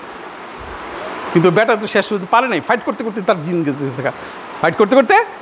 আর সে শিখছে প্রকৃতির থেকে, শিখছে কোথেকে? আর প্রকৃতি কার? আল্লাহর। প্রকৃতি কার? আল্লাহর। তাহলে দেখো, যে তুমি যদি এখানে যদি দিয়ে দাও, তুমি যদি এখানে যদি কিছু দিয়ে দাও, দান করে দাও, 7 দিনে আকিকা দাও, এই বাচ্চার কোনো সমস্যা হবে না। আমি আমার বাচ্চাকে 7 দিন আগে দিয়ে দিচ্ছি, সাথে সাথে আমার বাচ্চাকে আমার তার মা আমার বিবির মা তাকে এটাকে নিতে যে চলে যাবে না, সমস্যা নেই, আমার এখানে থাকবে, আমি ওর মুখ পরিষ্কার করবো, আমার প্রতি ভালোবাসা জন্মে, আমার বাচ্চার প্রতি ভালোবাসা জন্মে, আমার বাচ্চা সব কিছু আপনি নেবেন কিসের জন্য, বের করে দিচ্ছি, কারণ এটা আমার জিনিস, আমার অ্যাসেট নাকি। তার বিবির মন ভালো থাকবে কিনা, হ্যাঁ, সে তার ইনসিকিউরিটি ফিলিংস হবে কিনা, হ্যাঁ, ইনসিকিউরিটি ফিলিংস হবে, বিবির ইনসিকিউরিটি ফিলিংস হবে। ক্যালকেরিয়া কার্প ক্যালকেরিয়া ফার্স্টের ভিতরে পড়বে। ক্যালকেরিয়া কার্প ক্যালকেরিয়া ফার্স্ট কি, তাদের মেইন থিম কি, ক্যালকেরিয়া ফার্স্ট ক্যালকেরিয়া কার্পের মেইন থিম হলো ইনসিকিউরিটি ফিলিংস, সে নিরাপত্তাহীনতায় ভুগে। কি বলে বলা, নিরাপত্তাহীনতায় ভুগে। Calcarea carb Calcarea first Calcarea প্রতিটা সিরিজের মেডিসিনই কী হয়, নিরাপত্তাহীনতায় ভুগে। যার কারণে কী হয়, ক্যালকেরিয়ার বাচ্চারা মোটা সোটা, কিন্তু তার যে বডির ভিতরে লোহা লক্কর হাড্ডিগুটি শক্ত না, সেই জন্য সে ভয় লাগে, যদি পড়ে যাই, যদি পড়ে ভয় লাগে যাইতে, যদি ধাক্কা লাগে ভয় লাগে, কেউ যদি আমার ফালাইতে সব ডিল হয়ে জায়গা। এই জন্য ক্যালকেরিয়া রুগীরা কি ঘর থেকে বেরোয় না। ক্যালকেরিয়া রুগীরা কী করে, তাহলে যেটা কোত্থেকে তৈরি হয়, ঝিনুক থেকে। ঝিনুকের খোলসটা কি, ওটাই ক্যালকেরিয়া কার্প। ঝিনুকের খোলসটা কি, ক্যালকেরিয়া কার্প। ঝিনুকটাকে প্রোটেকশন দিচ্ছে কে, ওই উপরের অংশটাই। তাই আপনাকে প্রোটেকশন দিচ্ছে কে, হাড্ডি। হাড্ডিটা দুর্বল হলে ওই সে ক্যালকেরিয়া কার্প খাওয়া লাগবে। বুঝতে পারছো জিনিসটা, হ্যাঁ, দেখো কত সুন্দর জিনিস, প্রতিটা মিল এক একটার সাথে একটা কত সুন্দর মিল রয়ে গেছে, কিন্তু আমরা এগুলো বোঝার চেষ্টা করি নাই, খালি লক্ষণ পড়ছি, এই লক্ষণ নিলে ওষুধ, এই লক্ষণ নিলে এই ওষুধ, এই লক্ষণ নিলে ওই ওষুধ, কিন্তু তুমি উপলব্ধি করার চেষ্টা করো নাই। এই তুমি হাত নামাও, নাহলে দাঁড়াই থাকো, তুমি ঘুমাচ্ছ কেন, ঠিক আছে, আমার সাথে আই কন্টাক্টে থাকো। আই কন্টাক্টে না থাকলে তোমার দিলের ভিতরে ঢুকবে না। আমি আজকে দিলের ভিতরে ঢুকাবো, এই শেষ। আল্লাহ পাক আবার কবে আনবে আমি জানি না, বুঝতে পারছো না। আজকে নিয়ে নাও জিনিস, এগুলো সব প্রচার করে দিবে, ঠিক আছে। তাহলে দেখো এখানে যে জিনিসটা বলতেছিলাম, আকিকা দিয়ে দিলে, এবার এখানে 8 বছর চলে আসলো, বাচ্চা আস্তে আস্তে বাইরে খাবার শিখলো, আস্তে আস্তে খেলাধুলা শিখলো। 7 বছর পর্যন্ত বাচ্চা কী করবে, এটা ওটা শিখবে। এটা কি করবে, এই সময় কী করবে, খেলাধুলা করবে, দৌড়াদৌড়ি করবে। কারণ বাচ্চা যদি এই সময় ঝিমায়, ঘর থেকে বেরোতে না চায়, মার কোলে কোলে থাকতে চায়, দেখো এই সময়টাতে বেশি ক্যালকেরিয়া কার্প এবং ক্যালকেরিয়া ফসের বেশি প্রয়োজন হয়। এই সময় যদি কোনো নতুন খাবার কি তার পেট নষ্ট হয়ে যায়, আর পেট নষ্ট, পেটে কোনো খাবার হজম হয় না, তাহলে কে দায়ী ছিল, সিফিলিস দায়ী ছিল। আর খাবার সে নিতে পারছে না, যার কারণে তার পেট খারাপ থাকছে, তাহলে তার কী হবে, ক্যালকেরিয়া ফস। মিলছে কি না, হ্যাঁ, ক্যালকেরিয়া ফসের রুগী পেট ভালো থাকে, খুব ভালো থাকে না। তা ক্যালকেরিয়া ফস, ক্যালসিয়াম এবং কি, ফস মানে কি, phosphorus, calcium plus phosphorus, calcarea ফস। তাহলে দেখো এটা ওষুধটা খুব কতটা গুরুত্বপূর্ণ, এবং আমাদের সমাজে সবচেয়ে বেশি ব্যবহৃত ওষুধ হলো ক্যালকেরিয়া ফস। ক্যালকেরিয়া কার্পের থেকেও ক্যালকেরিয়া ফস সবচেয়ে বেশি ব্যবহৃত হয় বাচ্চাদের গ্রো আপের জন্য। কী হয়, বাচ্চাদের গ্রো আপের জন্য, বুঝতে পারছো। তাহলে দেখো 7 বছর বয়স পর্যন্ত, এখন তোমার এই 7 বছর ভিতরে তার অসুস্থতা আছে। এবার 0 থেকে 7 বছর, একটা 6 বছর বা 7 বছরের বাচ্চা তোমার কাছে আসলো, তুমি হিসাব করবে কয় বছরের, 70 বছরের জিন্দিগির না 7 বছরের জিন্দিগি। তো এখন 7 বছরের জিন্দিগিতে একটা মানুষ কী করতে পারে, তোমাকে আগে সেই মানব প্রকৃতির জ্ঞান রাখবে। তোমার একটা 7 বছর বাচ্চা কি সেক্স করবে, হ্যাঁ, একটা 7 বছর বাচ্চা কি প্রেম করবে, বলো, করবে না। তাহলে 7 বছরের বাচ্চা কী করতে পারে, এটা আমাকে উপলব্ধিতে আনতে হবে। যদি না নিই, তাহলে 7 বছর বাচ্চার অ্যাবনর্মালিটি আমার চোখে ধরা পড়বে না। এখন 7 বছরের বাচ্চা, 5 বছরের বাচ্চা ধরো ওর সাথে কথা বলছে, ঠাস করে একটা থাপড়ে, বেটা আমার জিনিস ধরলি কেন, আছে না কি, মা বলতে ভার মিজাজ তো খুব কড়া, মা তো খুব খুশি, যে আমার মিজাজ নিশ্চয় জগৎটা ভালো করে লাগবো, কিন্তু দ্যাটস দ্য কারণ ইজ দ্য সিফিলিটিক। বাচ্চার মেজাজ অত্যন্ত কড়া, সিফিলিটিক, কিন্তু বাচ্চার অসুস্থতা নাই, কিন্তু একটা থাপ্পড় মারা দিকে বুঝছি যে বাচ্চাটা সিফিলিটিক, আমাকে এখানে সিফিলিটাম দিতে হবে বা অন্য কোনো মেডিসিন দিয়ে বাচ্চাটাকে সংশোধনে আনতে হবে। কে আনতে হবে না, না হবে না, ওকে হয় কি না হয়। ওই সময় বাচ্চারা কী করবে, বাচ্চাদের কি ভালো কাজগুলো, গুণগুলো তার কী হবে ভিতরে পাওয়া যাবে। মা বলবে এটা দিয়ে খাও ভাইয়াকে, যাও আব্বুকে ছাতিটা দিয়ে এসো, আব্বু বলবে যাও মাকে পাতিলটা দিয়ে আসো, বাচ্চা কী করবে চটচট করে দিয়ে আসে। তাহলে বাচ্চা যখন বড় হবে, ন্যাচারালি বড় হবে, তার ভিতরে ন্যাচার জিনিস গ্রো করতে থাকবে, ন্যাচার জিনিস করতে। আপনি বলছেন যে পাতিলটা দিয়ে আসো, না আমি দেবো না, আছে না কিছু বাচ্চা, তা this is the disease condition, তোমার বাচ্চাটা পড়ে গেছে অলরেডি, কারণ তার ভিতরে ভালো তো নাই। মানুষের ভিতরে ভালো আচরণ থাকাটাই হলো স্বাভাবিক। মানুষকে উপকার করবে, মানুষের সাথে রাগারাগি করবে না, মানুষকে ভালোবাসবে, মানুষ প্রকৃতিকে ভালোবাসবে, মানুষ প্রতিটা জগতের প্রাণীকে ভালোবাসবে, এটা তার স্বাভাবিক। এটা কি স্বাভাবিক? তাহলে বাচ্চাটা কিন্তু দেখো একটা সমস্যা পড়ে গেল, বাচ্চা মাকে ধরে মারে, স্যার কিছু হলে ঠাস করে আমার গালে থাপ্পড় মেরে দেয়। কেন বাচ্চা থাপ্পড় মারবে মাকে? যে মা তার ভালোবাসার সম্পত্তি, সে মাকে ভালো থাপ্পড় মারছে। নিচে এখানে কোনো ডিজিজ কন্ডিশন আছে। এখন এই বাচ্চা যে সমস্যা নিয়ে না আসুক না কেন, আমার হিসাব কয়দিনের? 7 বছরের। কয়দিনের? 7 বছরের। এখন মনে করো যে এখানে 2.5 বছর দুধ খাইছে, এখানে কি 2.5 বছর দুধ পাবে? তাহলে এই 2.5 বছরের যে খানা আর 7 বছর, 2.5 বছরের পরে 7 বছরের খানা কি এক হবে? এখন তুমি বাচ্চারা যদি মায়ের দুধ খাওয়াও, তার ডেভেলপমেন্ট হবে? পাবে কখনো? জিন্দিগিতে পাবে? জিন্দিগিতে পাবে না। 2.5 বছরের খানা 2.5 বছর শেষ, 2.5 বছরের খানা আর জীবনে আর পাবো না। এখন এটা খাবে, ওটা খাবে, পেট খারাপ করবে, একটু ইয়ে করবে, এইভাবে তার জগৎটাকে সে প্রতিটা সাবস্টেন্সের সাথে তার পরিচয় ঘটবে। কীভাবে বলা? পরিচয় ঘটবে। এখানে বেড়াতে যাবে, ওটার মধ্যে বাচ্চারা যাবে কোথায় বেড়াতে নিয়ে গেছে, মা ভুলি নাই, কয়েক বছর পর মনে আছে অমুক জায়গায় সে একা একা বেড়াতে যায়। তোমাদের ভিতরে হয় যে ছোটোবেলায় কোথায় গেছে মাঝে মাঝে যেতে ইচ্ছা করে, ওই জায়গায় একটু যাই দেখে আসি ওই জায়গাটা আগের মতন আছে কি না, ঠিক না? হ্যাঁ, দেবো নাকি ই করবে। তা আমি যেরকম ছোটোবেলায় মাঝে মাঝে মনে পড়ে, ছোটোবেলা অনেক গাড়ি বানাতাম, কাগজ দিয়ে বিভিন্ন যে গাড়ি বানাতাম। আমার এখন মাঝে মাঝে ওই জায়গাটা যাই দেখি, যে সেই ক্যান্টনমেন্টের ভিতরে যাই দেখি, ওখানে আমি যে কাগজ দিয়ে গাড়ি বানাতাম, ওই সিঁড়ির উপরে যে গাড়িটা উঠাতাম, একটু যাই দেখি, মাঝে মাঝে চলেও যেতাম। প্রত্যেক মানুষের ভিতরে এই অনুভূতিটা আছে। ছোটোবেলার কথাটা সে ভুলে না, ছোটোবেলার কথাটা সে ভুলে না, বুঝতে পারছো? তাহলে দেখো তুমি এই জন্য ও আচ্ছা, শোনা যাচ্ছে না? না, আমার এইটা দরকার ছিল আসলে, হাত লড়ে তো, পা লড়ে তো, আমি তো ভালো লোক না। আচ্ছা দেখো শোনো, তাহলে আমার এই 7 বছর জিন্দিগিতে আমি আর মায়ের দুধ পাবো না, কান্নাকাটি করলেও পাবো না। হ্যাঁ, এখন বাপ মরে যেতেছে বুড়া করলে, আমার একটু মায়ের দুধ এনে দিতে পারবি? পারবে? কখনো পারবে না, ছেলে দৌড়েলেও পারবে না। ঠিক আছে স্যার, আমি তো এটা সামনের দিকে ধরবো, মাথায় রেখে নিতে কথাটা, ঠিক আছে? এবার বলো 7 বছর শেষ, এবার হলো তার পিউবার্টি 15 বছর। এই দেখো তো খুলে গেছে, হ্যালো, হ্যাঁ খুলে নাই। তারপর আসে 15 বছর। কত বছর? 15 বছর। 15 বছর কী হবে? তার বডি চেঞ্জ হবে, তার বালেক হবে। কি বালেক? বালেক কি হয়? আরবি শব্দ জানি না। হ্যাঁ, প্রাপ্তবয়স্ক। তাহলে এখানে প্রাপ্তবয়স্ক হওয়া শুরু হবে কবে থেকে? 12 থেকে। 12 থেকে শুরু হবে, 15তে 15-র আগে মিন্স হয়ে যাবে। ছেলেদেরও কী হবে? স্বপ্ন তো শুরু হয়ে যাবে এর ভিতরেই। তাহলে এখন আমি এই 15 বছরে একটা বাচ্চা চিকিৎসা করবো, তার লাইফ কি 70 বছরের না 15 বছরের? 15 বছরের লাইফ। তা জিন্দিগি 15 বছর জিন্দিগির চিকিৎসা করবো। কয় বছরের? 15 বছর জিন্দিগির। এই 15 বছর জিন্দিগিতে কি আমার কি কখনো দিন ল্যাকেসিস আসবে? হ্যাঁ, 15 বছর বাচ্চা হিংসা করতে পারবে? ডিস্টার্বিং কোনো কাজ করতে পারবে? পারবে না।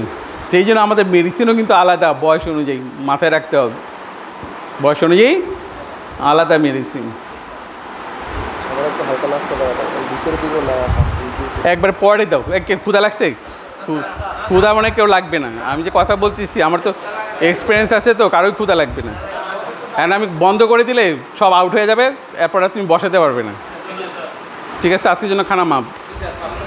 আচ্ছা, কারণ আমার আসলে ক্লাস নিতে নিতে অভিজ্ঞতা হয়ে গেছে, তো বুঝছো? হ্যাঁ, এই জন্য তোমাদের উঠে গেলে সব শেষ হয়ে যাবে। কারণ এখানে দোয়া পড়ে বসাইছি, দুরূদ শরীফ পড়ে বসাইছি, কেউ এখানে উঠলে সব শেষ। হ্যাঁ, দুরূদ শরীফ কি? দোয়া কবুলের মাধ্যম। তাহলে আমরা আবার দুরূদ শরীফ পড়ে নিই। আল্লাহুম্মা সাল্লি আলা মুহাম্মাদিন ওয়া আলা আলি মুহাম্মাদিন কামা সাল্লাইতা আলা ইব্রাহিম ওয়া আলা আলি ইব্রাহিম ইন্নাকা হামিদুম মাজিদ আল্লাহুম্মা বারিক আলা মুহাম্মাদিন ওয়া আলা আলি মুহাম্মাদিন কামা বারাকতা আলা ইব্রাহিম ওয়া আলা আলি ইব্রাহিম ইন্নাকা হামিদুম মাজিদ। হ্যাঁ, রাব্বি জিদনি ইলমা, আল্লাহ আমাকে সঠিক জ্ঞানটা দান করুক, আমি যেন সঠিক জ্ঞানটা নিতে পারি। ঠিক আছে, বুঝছো? আচ্ছা, আর কেউ যেন ডিস্টার্ব না করে। তো দেখো এখানে 15 ইয়ার্স, কত বছর? 15 বছরের মামলা। এবার 15 বছর বাচ্চা কী কী করতে পারবে আমার মাথায় স্বাভাবিক অবস্থাটা আমার সায়েন্স এবং বিজ্ঞান পড়ে জেনে নিতে হবে। এখানে আমার হোমিওপ্যাথিতে পড়লে হবে না, আমার বিজ্ঞান পড়তে হবে, আমার বায়োলজি পড়তে হবে। কি পড়তে হবে? তো তোমাদের বায়োলজি ছিল না, কোনো রকম খালি 5টা প্রশ্ন উত্তর দিয়ে আয়া পড়ছো, পাস করে আয়া পড়ছো, কিন্তু বায়োলজি তো পুরোপুরি পড়োই নাই। তোমরা বুঝবা কর্তিকা। হ্যাঁ, তার তার আর্ম হেয়ার মানে বগলে তাহলে চুল কখন গজাবে, তার নিচের চুল কখন গজাবে, তার মোজ কখন গজাবে, সেটা তো আমাকে ভালোভাবে জানতে হবে। 15 বছরের মামলা শিখতে হবে, 15 বছরের মামলা শিখতে হবে। যখন বালেক হওয়ার আগে কি প্রেম করবে না বালেক হওয়ার পরে প্রেম করবে? এই এখন তো 9 বছরে প্রেম করে। এই মহিলা 9 বছর প্রেম করে না? করে না? কেন করে? কেন করে? This passion is a syphilitic. The passion is a